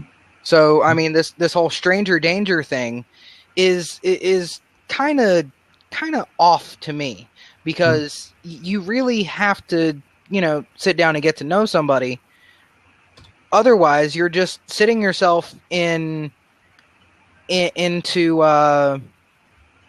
you're kind of locking yourself into a thought process that's gonna push everybody away, and then who are you left talking to other than yourself? Yeah, it's one element. It's one element of a strategy, and it's difficult to talk to 5 and 6 year olds or 3 and 4 year olds about strategies for keeping safe. But we need to try and do it. You're absolutely right. 90% of child abuse is carried out by somebody that the child knows. Exactly. Yes. Now, are we putting as much effort in the young person's environment to help them identify those risks as we are, for example, with the stranger danger concept? Mm-hmm. So it's not easy, is it? But both of those situations, whether it's someone close to the family or it's a stranger, that the parents' involvement, engagement, and or awareness has been short-circuited. That this is something personal in my journey, but I am a victim of child sexual abuse, not by a family member. My parental awareness that event happened was non-existent. I didn't even go to my parents when the event happened, and I still went in the environment where my predator was, and I just found my way to avoid my predator. So there's a way that parents, they're making a choice to not see. And I had physical tells of my abuse, but my parents, for whatever reason, were not tuned in to see that, know it, or address it and respond to it. So that's the context I come from. Stranger danger is predators are nasty people, and it's not a one-time event. It's a cultivated event. It's something that is groomed, and it happens. The stuff that happens on the internet is over time, and then in those that are in the familial relationship happen over time. It isn't just like all of a sudden this child is taken out back and raped or something. It is something that is evolved over time. Mm-hmm. I mean, I'm of the mindset that, if I was to have children, I would definitely, sit them down, talk to them about, the risks of strangers and what have you. But yet at the same time, I would also like to try to have them be like I was when I was a kid, and that's extremely gregarious. I was extremely outgoing. I would go out and talk to anybody as a kid. And now, I'm not saying anybody as in, just a random dude on the street. It would be around my parents, or around my mom anyway. So if there was somebody that, she was saying hi to, then yeah, I'd walk up and say hi to. It wasn't a big deal. But yet, if I was to instill, or if it was instilled in me, the whole stranger danger concept, and it was beaten into my head like most children have it beaten into their heads, it's kind of off-putting, and it would have put me into a place where I wasn't as outgoing as I was. So, and I'm not going to say it's a different world, because there's nothing new under the sun. We have access to information at a much more rapid pace, but there are people out there that a gregarious child could be risky. And I think Pizza Slice suggested that we just shut down and not, seems like we just don't meet people or have friends. And that's not my suggestion at all. That human interaction is a necessary component of life, or you go insane. Absolutely. That we are aware of the engagement, and it's, you don't just give something of incredible power over to people. Responsibility is earned. Respect is earned. It's not granted. So that I would not put myself in a specific situation where it hasn't been warranted, it hasn't been earned, and the respect hasn't been demonstrated yet. So, as an example, I was at a community fair, and I wanted to see what the parents' awareness was regarding their children and relinquishing the password of their smartphone. So majority of parents have given their kid a smartphone, and I walked up to the parent and I said, this is what I'm going to say. Listen, my wife is right down at the parking lot down the road. She has my car keys, and I left my wallet in the car. I want to go up to your kid and tell him that story. Can I borrow your phone to call my wife so she can bring up my phone to me? So that was the scenario, and I had the mom stand off to the side, and I would go up to a kid, and I did this a dozen times. Same scenario, because it was a very crowded fair. Mom stands off to the side. Dad stands off to the side. I walk up to the kid, and I go, I know you don't know me, but my wife is down at the parking lot. She's got to get my wallet for me, and I don't want to run all the way down to the parking lot. Can I borrow your phone for a second so I can call her so she can grab my wallet? All excited, exuberant. They hand me the phone, and I go, what's your password? They tell me the password, and I swipe in the password, and now I've got password to that kid's phone. All I was trying to do is teach the parents that the child has not been told that password is secure, that phone device, that device, that technology that they put in their kids' hands is not secure. It was anecdotal, but it just goes into that earned respect, trust domain that I didn't earn their trust. They had no reason to respect me other than my age and my authority and the way I spoke. And here they relinquished something to me that is, in my world, you don't share that with anybody. The only person that owns that is the child and the parents. My opinion, but that's... It's not just areas like that. I mean, we were talking about interactions in other areas. I mean, we're talking about video games. We're talking about yes, all these kind of interactions that they've got, the YouTube videos that they watch. A lot of these things are difficult to monitor and difficult to have oversight of. But nonetheless, you need to try. And if you can't do it, that's really, really when the only fallback position is discussion. And we've already mentioned about teaching the young people right and wrong, teaching them how to behave. I've already said, how it is that, for example, with teenagers, they want to push all the boundaries. So you get the 12 and 13-year-olds that are trying to run 18 games. It's just the normal event. Sorry. Noise is off, I think the actors call it. So they're talking about all sorts of areas where they're going to push, and I think a lot of those are coming down because, as you identified, Ryan, younger and younger kids are getting more and more technology, and so unless they understand it, it's like not like a loaded gun, but it's potentially just as dangerous in terms of their health and welfare. And so we need to have the dialogue. We need to talk to them. We need to help them explain right from a very young age, and it's a constant ongoing process. It's not a 5-minute job. You don't open a book, point to the page, and then say, there you go, you know about it, move on. It's every day. So it's as many days as you can get.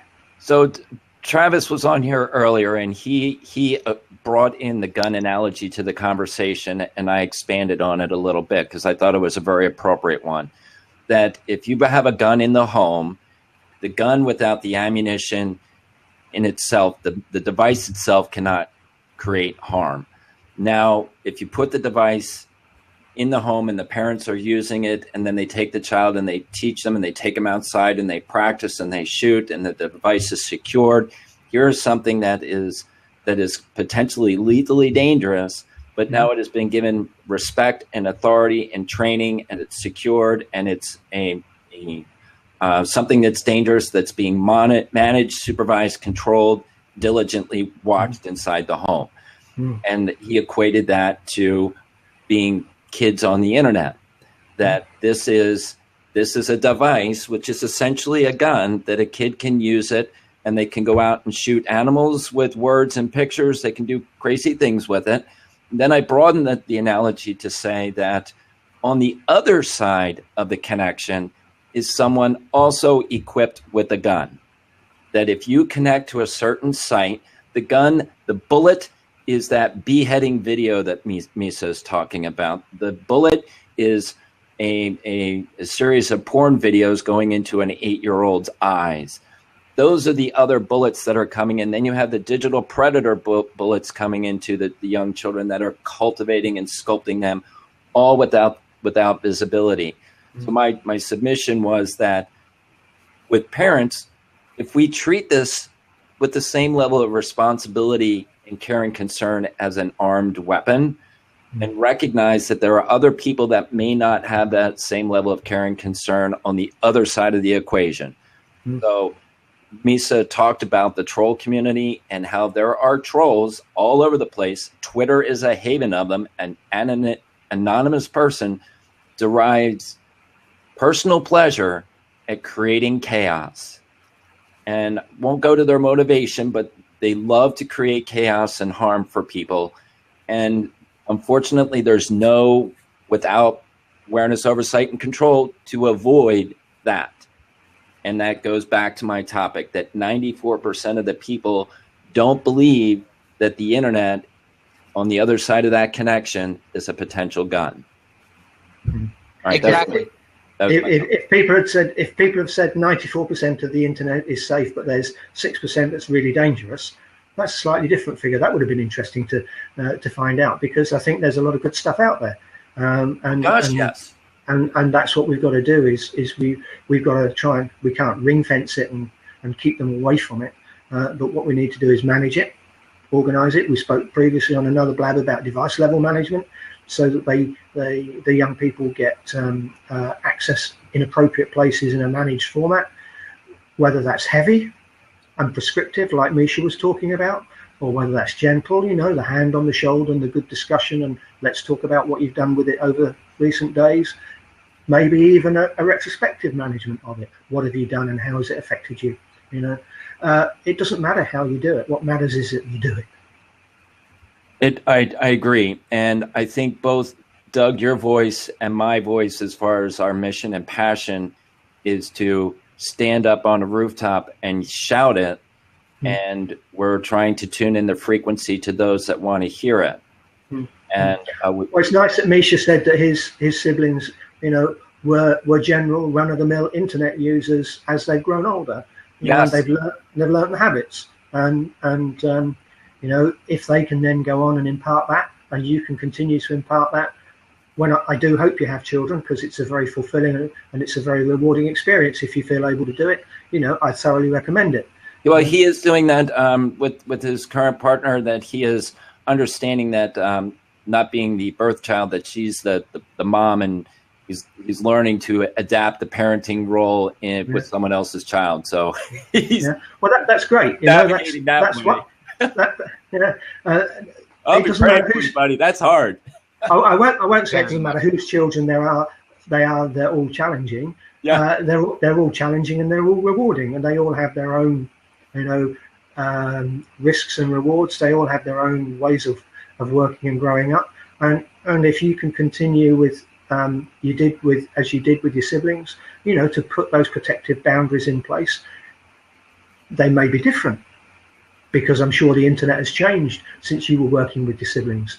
You're in a situation where there's more of it. It's easier to access now than maybe it was. So you'll need to change it slightly. But hey, we all live in the same world. We all live in the real world. That's what we've got to do. Misa, do your sibs have kids? I forget if they have children at this point. They're very young, though. They're like probably 3 or 4, something like that. My brother has 2 kids, 2 daughters. One is 3, the other is 5 or 6. And then my sister has an 8-year-old. So this is going to become an issue for them in a little bit. It already is an issue. It's about starting now, really. Yeah, my nephew, my sister's kid, he already has a smartphone. He's gone through 2 of them now. Wow. Yeah. Mm-hmm. And my niece, she has one, but she doesn't really keep up with it like most kids do. So she's not really into it just yet. Yeah, right. And then my youngest niece, she's way too young to be able to, fathom what a smartphone even is. Well, she's probably playing some game like Magic Penguin or something, or Candy Crush. But No, not even that. Still too young. Yeah. still too young. Yeah, my brother's, straight up told her, nah, it's not going to happen. You're still too damn young. But yet his 6-year-old daughter has a phone. Now, like I said, she doesn't keep up with it, but hey, whatever. Yeah. And then, But if you can help them to understand the idea of the fact that they have a clean sheet of paper with these young children, with their youngsters, so they can educate them in how to use this equipment. They can show them how to deal with it properly and responsibly, because they haven't got any preformed opinions. Whereas when you talk about when you were talking about your siblings yourself and dealing with them, there was very little guidance, so it was a free-for-all. And then it's difficult, like I said, to put that genie back in the bottle. With your nieces and nephews, maybe the genie isn't yet out of the bottle, and it's still time to give those early years of guidance, those early years of information in which they can start to build and form their opinions and hopefully develop some good habits. absolutely. I know my sister has been working with my nephew on his YouTube watching habits. Mm-hmm. Now he does stick mainly to one subject. Not even going to lie about that. He does stick to Minecraft. That's awesome. No, it's not. Well, for children with for LD, for learning disabilities, is an absolute great tool for that because it does cognitive things. I've written a couple papers on that. No, He may be addictive to it. Yeah, I was just saying that it's not a healthy. It's not in a healthy way that he's watching these videos. He's It's addictive. he's highly addicted.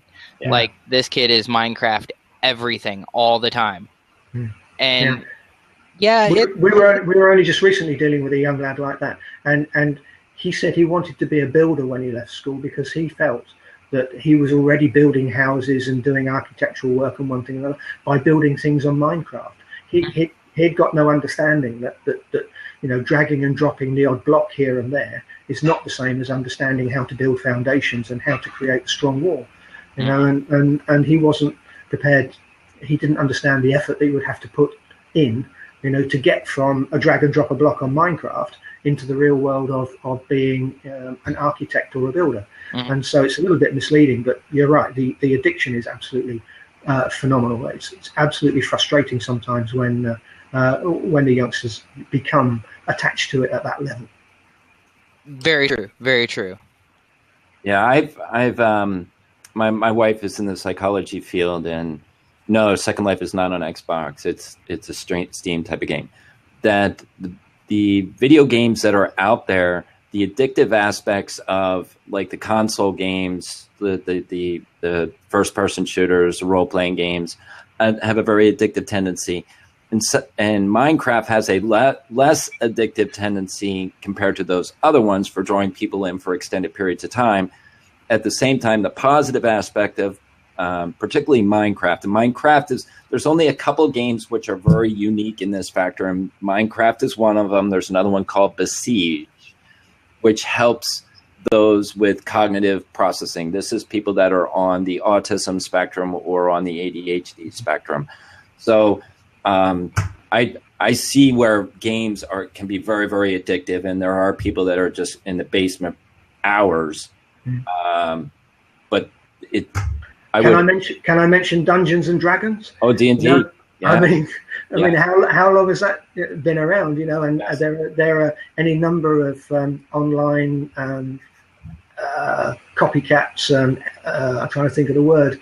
Emulators. Of that kind of thing. So a lot of these issues, this is addictivity, the addiction that you get to some of these things have been around for a long while. It's just that the internet makes it so much easier to become hooked on something, and it's actually much harder to deal with because you don't always see it. A young person may well be covering up what they do, and it's very easy for them to do it. Yes, it is very true. I mean, myself being a security enthusiast, IT security enthusiast, I do go about checking my personal network here. I check this network all the time. I make sure that there's no, unfettered access here and there, and I do blacklist people in the house every so often when they piss me off. Not gonna lie. I mean, okay, yeah, I actually use oh god, what was that router firmware? Yeah, OpenDNS is super secure. It's by Cisco. Yeah, I did a Blab session on that, or a Periscope, I forget which. They all blend together anymore. yeah, I don't really stick with that. I stick with the router firmware that I have. I can't remember the name of it right now. Yes, and the firmware that's on the router, that the home baked ones that are on the router are good. This will work in conjunction with that, but it'll just take it another level of security depth for you, particularly if you have kids getting on your router, that it will gate stuff out on the net that won't come into you or go out. Oh no, it's okay. I just blacklist them. I just blacklist certain websites and certain people from having access to the internet in the first place.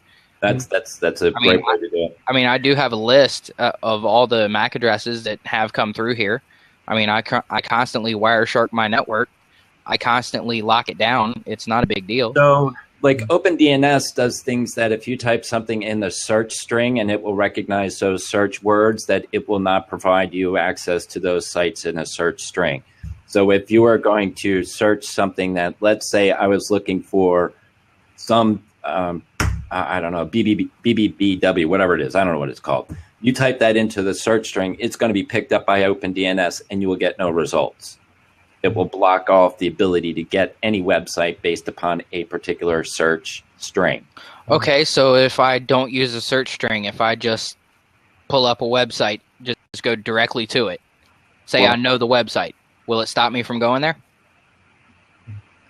So if there was content that you wanted to filter, or types of content that you wanted to filter, that those are going to be picked up in the header tags. Okay. H1, H2. Yep. Gotcha. And it's going to those phrases are already listed in the OpenDNS architecture, that in order to gain access to it, you would have to exclude it. You would have to specifically exclude it so you could gain access to it based upon your one IP address. Okay. Your device's IP address. Interesting. I think what we also need to remember, and I know your enthusiasm for OpenDNS, but the number of different ways in which young people access the internet, smartphones, tablets, friends' houses, public Wi-Fi, none of these would be picked up by OpenDNS. So again, OpenDNS is one tool to use. Oh my gosh! It can help with one particular aspect of internet connection, and so people. That's why there is no silver bullet. There's no magic bullet that you can actually just point at this thing and it will go away. I would never represent that, Doug. No. Not suggesting that you did, but the flip side is that as parents, right, or caregivers, we need to be in all sorts of spheres of the young people's life. So we can only afford so much time to deal with these things. Okay, now I appreciate, Misha, that you can look at your MAC addresses, and I've spent time in the past trying to restrict things and do all of that, and I didn't get any work done because I was so busy managing my network and looking after my kids, the people, their friends that came round, could they access it? Which ones did I like to give decent access to, and which ones did I not like? That you end up just chasing your tail around and not getting the work done.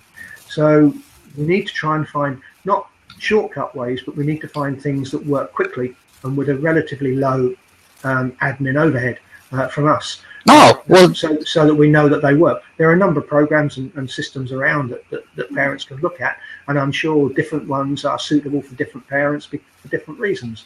But at the end of it, it's about knowing that they're there and thinking about it and having a conversation with the young person and putting these things in place.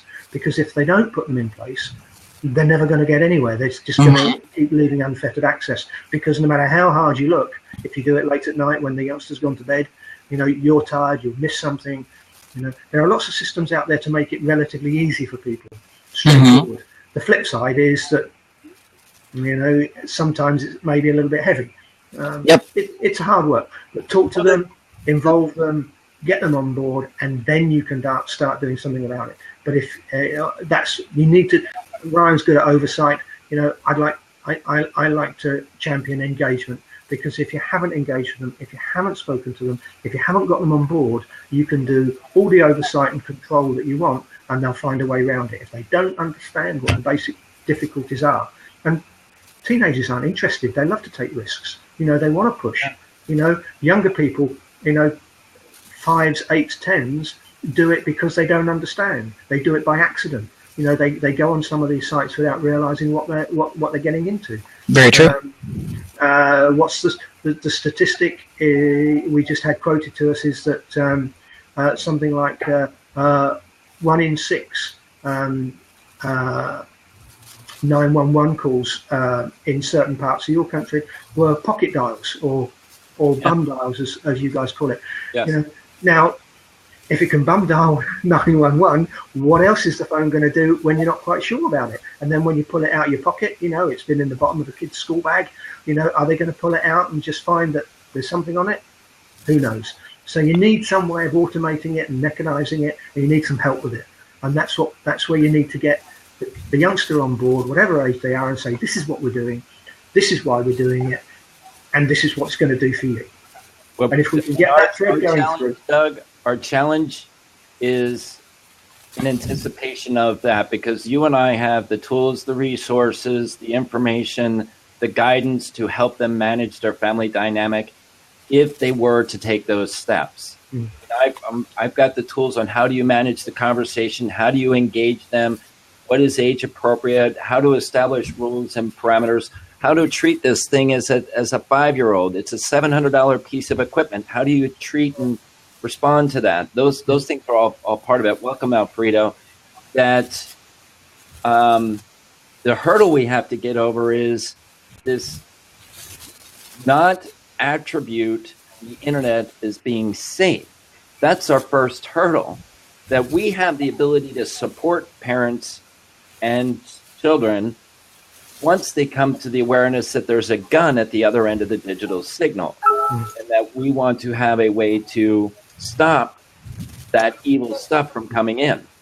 And Misha is proof that the systems and things are out there to do that, because he's been able to guide his siblings through a lot of that. And I think what we need is for more people to understand that journey is possible. Okay. Yes, and that's unfortunately I have to make a journey now because I'm at 4:30 something, and I've got some hungry little waifs that are desperate to be fed. So if you'll excuse me, I'm going to have to dip out here and love you and leave you guys. And I do hope that the rest of this continues in such a positive vein, and that it's great talking to you. Nish, good to talk to you. Hope to see you again. Yep, it was great to meet you. And we'll catch up, Ryan, another day, okay? Very good. Thanks, Doug. Appreciate it. Take care, guys. Bye-bye now. Yeah. So I just wrote that down. He's Christopher, H-A-D-N-A-G. Oh, Alfredo's coming in. Fantastic. Alfredo is over on the West Coast. I believe he's in California. Oh, darn it, my cameras. Camera made in China, bro. Yeah, let me hop out and then it'll get fixed. That's fine. Oh, I don't know if he did it that fast or not. Let's see. Yes, I did. Yes, you did. You rocked. Hey. Welcome, my friend. I shake your hand virtually. Virtual handshake. There you go. So, did you just come in, or were you just? You just came in. Just came in, and I'm just reading the topic of discussion. 94% say kids are safe online. I mean, are they safe because they're behind a computer screen, or they're safe because the person on the other end, if they were a predator, they can't get to them unless they actually. I mean, is that why the safety? Well, I'll share the context of where the statement came from. There was a documentary done by Anderson Cooper on CNN called Being 13, and one of the statistics tied to the question, and I'm paraphrasing the statement. Right. It was the discussion we had yesterday, but yes, it is. So it's around that context that people are putting technology in the hands of children, and they are assuming that it's a safe experience. And one of the comments that have come in, and I've had a couple people sit in. Misa's hung in for quite a while. Another gentleman, Travis, came in, which was, she said, That's funny. that somebody commented that everybody that puts the device in the child's hand has a level of oversight. And my question to that person was, what is the level of oversight, responsible oversight, to ensure a child is safe? And we haven't really gotten that from a counter perspective yet, because Misa's views are very much in line with mine. Travis was earlier in here. He had some very good comments. This video is being recorded, so it's a long discussion, but a very fruitful discussion. Now I'm going to make it public because it was very, very good. Very cool, Misa. So the people that have been commenting on, that have coming on cam, have said that it's like, I'm going to go back to this analogy. It's like a gun. Travis brought up the conversation. It's like a gun, that the device itself is not dangerous. Just sitting there, no ammo. It takes a human being to put ammo into it. And if it's not guarded, secured, or you don't understand the danger of it, it can kill somebody. But if you grow up with the gun and your father teaches you about it and takes you out back and shows you how to operate it, how to secure it, how to store it, and you are trained on it, that tool can be used for good and for bad. So you can use it for defense, you could use it for hobby shooting, or you can use it to commit a crime. And my point to his analogy was that on the other side of the internet, when you connect through the digital connection into the cloud, you basically have other people with guns, and you are arbitrarily assigning them a value of responsibility on how people are going to use that gun. So I don't want to, I suggest that you can make no assumption about anybody else on the digital connection about their use of a gun for good or bad. To assume the entire internet is filled with people that are trained to use a gun, to operate a gun, and to just use it for defense, I say is a logical fallacy if you've ever been connected on the internet. Because the internet, on Twitter, on Facebook, on everything, people are using the internet for invective harm. Yeah, I just read through, or kind of perused through all the comments that are still available, and it's very,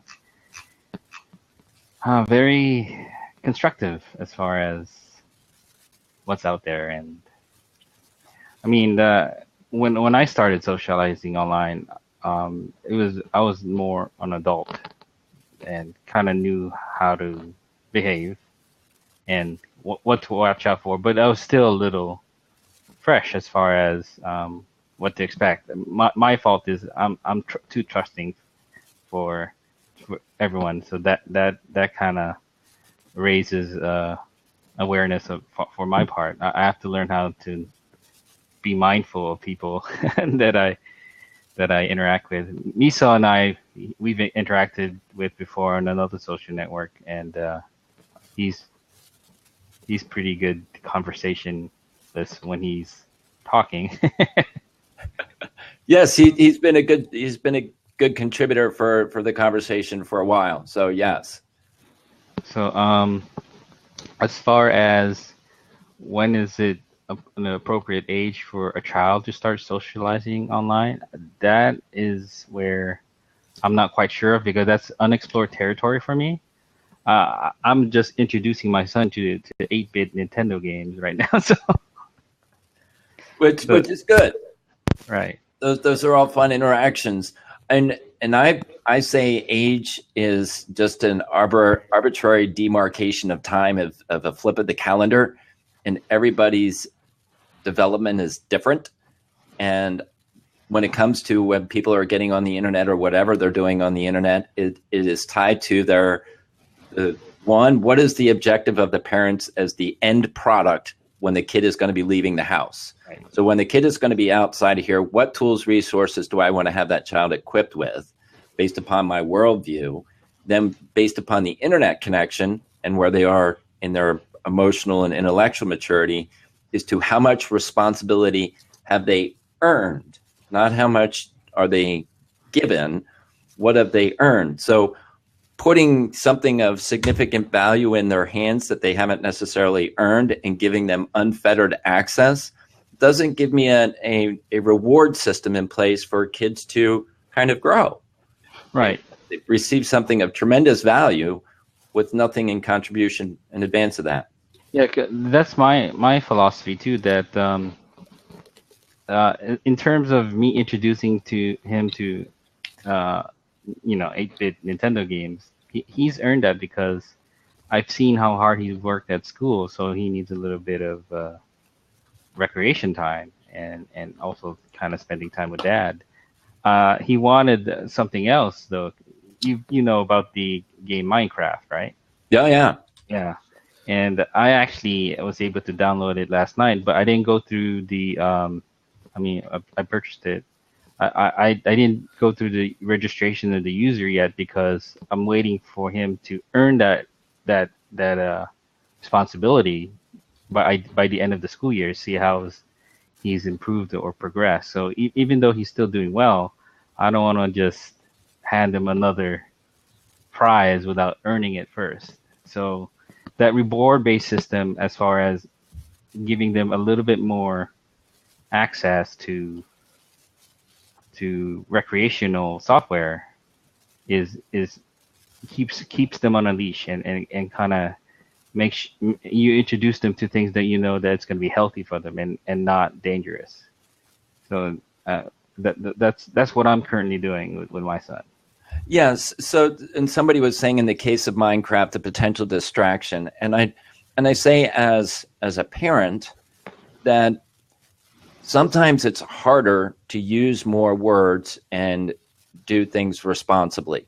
So I'm going to say in the case of Minecraft that if a child were to have a tendency to spend more than 2 hours on the game, instead of a parent coming in and saying, listen, you've got 10 minutes left on the game, 5 minutes left on the game, and they keep, wow, I keep want to play, I institute hard controls that I say to my daughter, just want to let you know the internet shuts down in the house at 9 o'clock.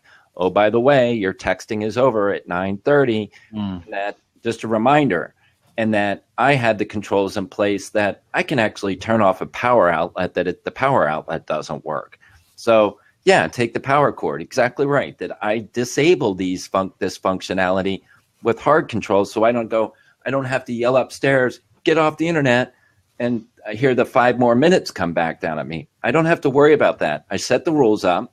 You can video game from 7 o'clock until 7:30, and that now they may come to me and say, hey, I'm almost finished. Can you give me another 5 minutes worth of grace? You know what? Depending upon what you've contributed this week, I'll give you 5 minutes of grace or not. And I take myself out of and let the technology be the hard stop. 8. But that's because I have a heightened level of awareness, and in the percentage in the topic area, I'm saying that people may not have the awareness because they're saying that it is safe. So they may not be aware of these kind of things because, first of all, they're not acknowledging that it's a dangerous place out there. As far as hard controls, you said, I actually have to set hard controls for myself. At 9 o'clock, I'm supposed to be off everything, but of course, I can't seem to follow that for some reason.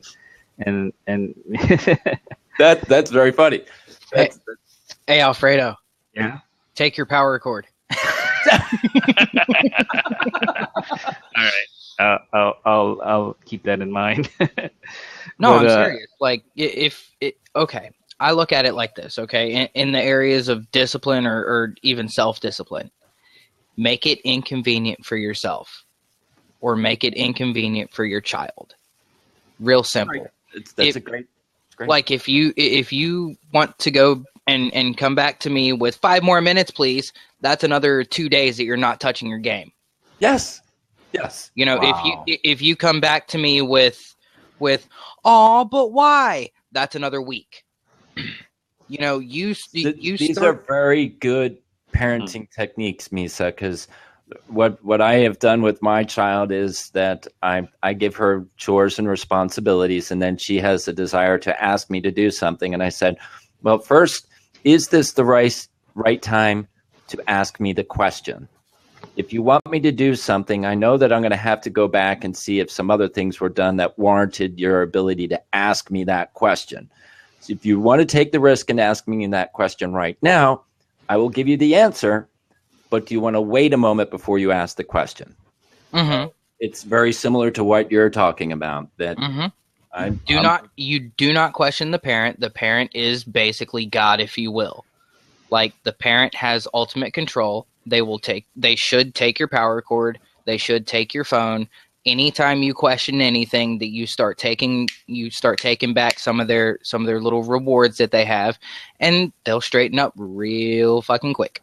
And they have to be measured. They have to be measured and appropriate. So exactly, and they have to be reasoned and not a reactionary taking. You question me for any reason, you start losing shit.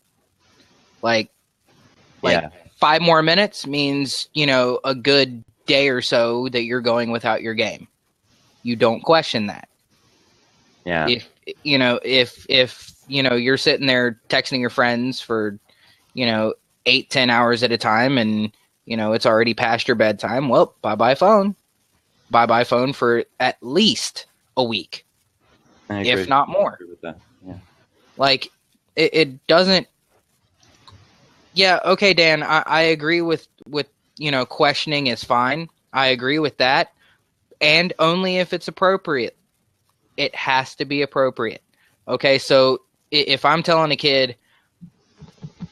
Exactly. If I'm telling a kid, you need to, go do this, this, and this, and they come back at me with, okay, well, how do I do this? Okay, question me like that. That's fine. Be inquisitive. Absolutely. But you do not question what I demand. Whether it be get off the phone, get off the internet, get off whatever.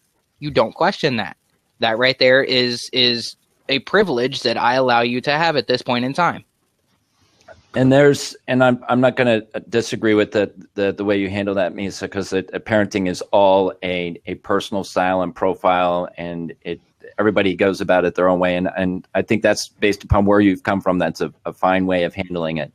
I have learned as I've gotten older that I have tended to not use enough words in my conversations with other people and with my child, and that sometimes the engagement is rewarding to add those more words, that when they question my decision, and I may have honestly overreacted in a decision, and they have caught me in that, and that my wife has got my back, but at the same time I get awareness and I go, you know what, based upon what you did, I did overreact. So it was appropriate for you to question me because I put a hard stop because of some other emotional head trash that I was hanging on to, and I was willing to say, you know what, honey, you're right. I don't need to do that, but we can do this. I will do this. So, and you couch that. You said appropriately. So I just want to put that on there. Mm-hmm. So D. Nichols, maybe anyone else wants to come in here? We welcome the dialogue. What I really want to do is to utilize the Blab forum to continue this conversation. So I don't know what topic that I could use that these other people that have watched that would come back in and participate, because this is not just a once and done conversation, because it is a very broad conversation. And I want to build an audience that has a passion to explore this. And my message is to help parents deal with these issues and provide them the tools and resources to address it. And my findings have been is that the majority of my audience is in that 94%. And I just happen to get an audience that wants to talk about it. So I want to invite you guys to continue this dialogue. Follow me on Periscope and come into these conversations, because you guys are a better vocal point than myself in communicating to the world, because I'm so close to it and passionate to it. I think, Alfredo, have you seen a couple of my podcasts? I mean, my Periscopes? Not lately. No, sorry. Oh. No, that's okay. There's people that come in that I don't know if they're watching me on Periscope or not. That I am telling real stories that are coming into my Twitter feed and coming into me on direct message and coming into through my phone. People are coming into my phone, my Facebook wall, that because I won't call myself an expert, but I am equipped and I have the tools talking about the dangers of the internet, that people are calling me on the reaction side. Their kids are in trauma and they're asking for help to how to repair the trauma. I really want to be on the side of how do I stop it before the trauma comes and help parents become aware and equipped to stop the trauma before it happens. And yeah, it's called being proactive. Well, it is, but the problem is it's 94%, or maybe I got to point up this way. It's 94% of the parents don't recognize it's dangerous. Mm-hmm. And I understand that. And you're getting people who are coming at you from the reactionary side as opposed to the proactive side. Right. I get that. Right. What really needs to happen, in my opinion, is a really sharp shift in thinking. It really needs to happen like that, a sharp shift. And going like this. Basically, yeah, and if that and you know, honestly, if that's what it freaking takes, then you know, shake the hell out of somebody, shake the shit out of them until you give them shaken adult syndrome. I don't give a damn. Like, you just shake the shit out of them until there ain't nothing left to shake. Okay, you will learn, you son. That. I'm sorry, but shaken adult syndrome, give it up to them all day. Serve it up. Shaking adult syndrome for the win. Exactly. Shit, they got shaken baby syndrome. Why the hell can't we have shaken adult syndrome? I agree. I just don't have it in me to. I have passion and conviction to want to talk to people directly, but at the same time, I'm dealing with, as Travis pointed out, you're dealing with both spectrums, the helicopters and the laissez-faire, and wherever anybody is on that pendulum, you don't know. And I want to be sympathetic to wherever anyone is on that pendulum. And I don't want to, as he said, preach fear. I don't want to preach fear, but I want to preach real world. I want to talk about what the real world is. And if people, I'm of the opinion that people don't want to hear the real world. They don't want to hear the real world because it will change their worldview. It will change how they do things, and they sure as hell don't want to change. What they want to do is continue to live in their little box, sitting in front of their TV, watching their sports, watching their this, that, and the other, doing whatever they're doing, without having to make any real changes in their lives. So I'm going to equate this to that. If I've made you aware that it's dangerous and you choose not to act upon it, and the child comes back with a major problem, you really don't have a platform. You can complain, but all as it is really, it begins with a B word, and you're just bitching. Because you made a cognitive decision to take information and reject it and not act upon it, and now you suffer the consequences, and you want to be screaming about it. Well, you know what? The only person you really need to look at is at yourself, that you fell down. You can't bitch about what happened because of the actions of somebody else. You knew that there was a problem there, and you chose not to respond to it. So you own a portion of this. Oh, a portion of it? No, you own all of it. Well, I mean, it is your own damn fault for doing that in the first place. If you discount this information, then it is your own fault. I appreciate your passion, Misa. I do, and my challenge is that's a tough thing to say in the world that we exist. No, I know. It's not that hard. It's 3 words. Told you so. It is really not that hard. I don't care about, I told you earlier, I don't care about feelings. I'm blunt and to the point. If it is your fault for discounting information, and then your child comes back with the same issue that you told them their child would have. All right, so let me ask you a question. Okay. So I have a business. that I offer this information for a fee that you can gain access to 300 and some odd lessons, and Doug is consuming the download content and the research studies that I've provided. So I make it available at a reasonable price. And so a parent chooses not to go that way. They choose not to participate in gaining that information. So let's say my price is $10. Now that same parent calls me up in crisis and says, you know what, I've got a problem. My kid has done this with a phone and it's gone all over the internet. How do I fix the problem? And if I say to them, well, I had this information available for you for $10. I'm willing to walk you down the path on how to fix it. But in order to do that, I need a payment of $25 to just have the first conversation. And then it's going to be $50 to gain access to my information, or good luck, go figure it out on your own. Is that a fair approach? Honestly, yes. They need to be. They need to understand there are punishments also. Yes, absolutely. Just because you're a fucking adult doesn't mean there's no punishments. Like, honestly, this is common sense. I look at it like this, okay? If I walked up to you, just a random guy on the street, and you started talking to me and asking me about my input on subject X, and I gave you my input, and then you turned around and did the exact opposite of what I said, and then you come back to me and start bitching and crying and whining and fussing that shit ain't working out the way you planned it, well, bruh, whose fucking fault is that? That's your own. I don't disagree. So the scenario that I just walked you through is what happens to me routinely, that I make my information available to those in what I believe is a tremendous amount of value at a reasonable price point. Mm-hmm. And people will come and kick the tires, which I think is great. I make stuff available free to help people, and that's part of what I do. But then when they only kick the tires, then the trauma occurs and they want me to fix the trauma. And I say, there is nothing more than I want to do is to help you from solving this problem that you have. But here's the deal. I have spent thousands of hours trying to put together this to help those before this trauma occurred, and I made it available and I made you aware of it, but it wasn't appropriate for your decision at that time.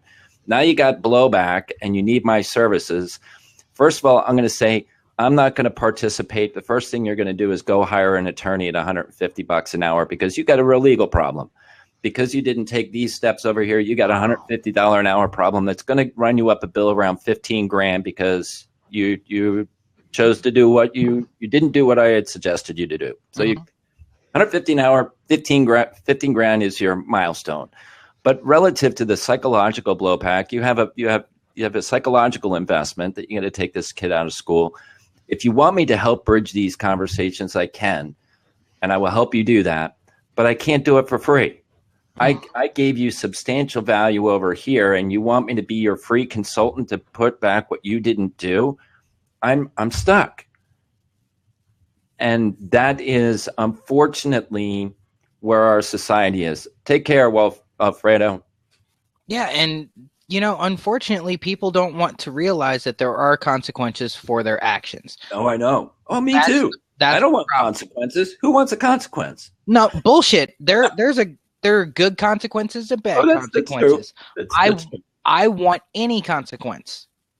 I don't give a damn what it is, just so I can prove that my style of thinking is right, and there is a consequence to my action. It's part of our learning, and I say if you've never experienced failure, that means you just haven't tried hard enough. Yeah. So that's very true. That's very true. But also, if you haven't experienced failure, you're a fucno liar. No, I know people that have gone through this life with a silver spoon and haven't experienced failure. So I know there's some people that have been fortunate to go down that. I wouldn't call that fortunate because I don't think that's really developed a strong character in them. But I know one out there. I'm sorry. I call bullshit on that. I call bullshit in the sense that, okay. So let me clarify. Okay. A magnitude of failure. Okay. Let's talk about like a life changing failure. Okay. Now, in that sense, okay, I will agree with you. But if you're just talking about any failure at all, no, that right there is bullshit. Yeah, no, you're right. That is very true. Because when I win big, I failed big. So that's kind of my framework. Mm-hmm. I failed big. Exactly. Hey, go big or go home, right? That's exactly right. I got sued by Microsoft, Sony for $250 million for my last business. So that's, you've hit it big when you've got that kind of lawsuit over top of you. Yeah. Hell yeah. You hit something big. Ed, I'll tell you right now. Okay. When it comes to failures, I'm probably one of the weirdest people out there in the world when it comes to failures. I love failure. I love failing. Why? Because it gives me a chance to learn something. I'm with you. I believe the same thing. I have no fear of failure. Like, give me all the negative consequences you feel you need to, and I will learn from my fuck up. For example, okay, when I was in Florida, I got into drugs down there, and I was arrested, and I went through the whole court thing, and now luckily at the other end, I don't have a record. Yay! Yeah, luckily. Yay! But I learned that there were consequences for my fuck ups, for my actions. Yeah. And I'm a lot more careful nowadays. I don't really fuck around with drugs. Yeah, I smoke weed here and there, but I mean, who doesn't? Right. Yeah. I don't know where you were in Florida, but if you were anywhere near Fort Lauderdale, I left a motorcycle sitting in the right off the intercoastal at A1A from doing something similarly stupid. Oh, and wow. I lived to tell about it, but I had no business living to tell about it. Sure, I hear you. I was in North Florida, just outside Jayville. Oh, okay. Amelia Island. Oh, yeah, that's nice. That's beautiful up there. Oh, it is. It is. Yeah. Well, I thought Brianna was going to come in and join us, but she apparently ducked out. But, man, I think I've been on this thing for 2 flipping hours. Oh, whoa. You actually act like that's a long time. Come on. I've seen people who practically live on this. Well, I mean, it was a long one for one topic. We did go around and around a couple of things, but yeah, that was a long session. I didn't get to do any of my Periscopes this morning, and I'm sure my Periscope people are like, where the hell did he go? I should be tweeting it out to let them know to come in here. Yeah, it kind of happens. It does. Well, Misa, truly what I said about you speak the model of a man in what you did in taking on your siblings, and I honor you for that. That's a very difficult thing, and it's earned my respect. I applaud you for what you did, and it was nice to meet you. And we foiled a little bit back and forth, but I appreciate your reasonableness in getting clarity and using words to understand where we were both coming from. So Absolutely. I enjoyed it a lot. Absolutely. I had a great time. I thought it was absolutely informative, and being able to actually hear some of my opinions on child raising and all that actually be backed up and shit, then that kind of gives me a good feeling. It does, and you should sit there feeling affirmed. Now I would codicil that I think your end goal and my end goal are the same. I think our pathway between the two may be a little bit different. Meaning, I think you have an abrupt style, which is that works for you. We wind up at the same destination. I just take a different path. Well, I take a more Machiavellian approach. Yes, the ends justify the means. Yeah. Yes. And if you're going to come out at the end as a squeaky, clean, shiny, brand new adult, with no bullshit behind you, okay, that right there is fantastic, fan-fucking-tastic for you, and I praise you for it. But the path that you traveled to become that person is just as important, and so honestly, I say the more harsh, the stronger that person's going to come out to be.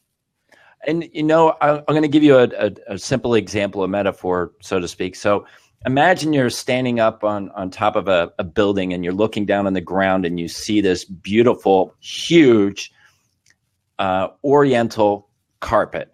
And you see all the different colors and the patterns are incredibly intricate. And you come down off of this building and you're looking at the rug at ground level and it looks beautiful. You're like, oh my gosh, the intricate weave, the complexity is the color combination, unbelievable. You flip the rug over and it's covered by this great big huge piece of canvas. And you're like, well, what's the canvas covering the rug for? Because you don't want to see the journey that it took to create this beautiful masterpiece on the other side. And they said, no, I want to see the journey. You rip the canvas off and it is a cross stitch of different colors, knots, threads hanging all over the place. It looks nothing like the other upside of the carpet. Fucking mess.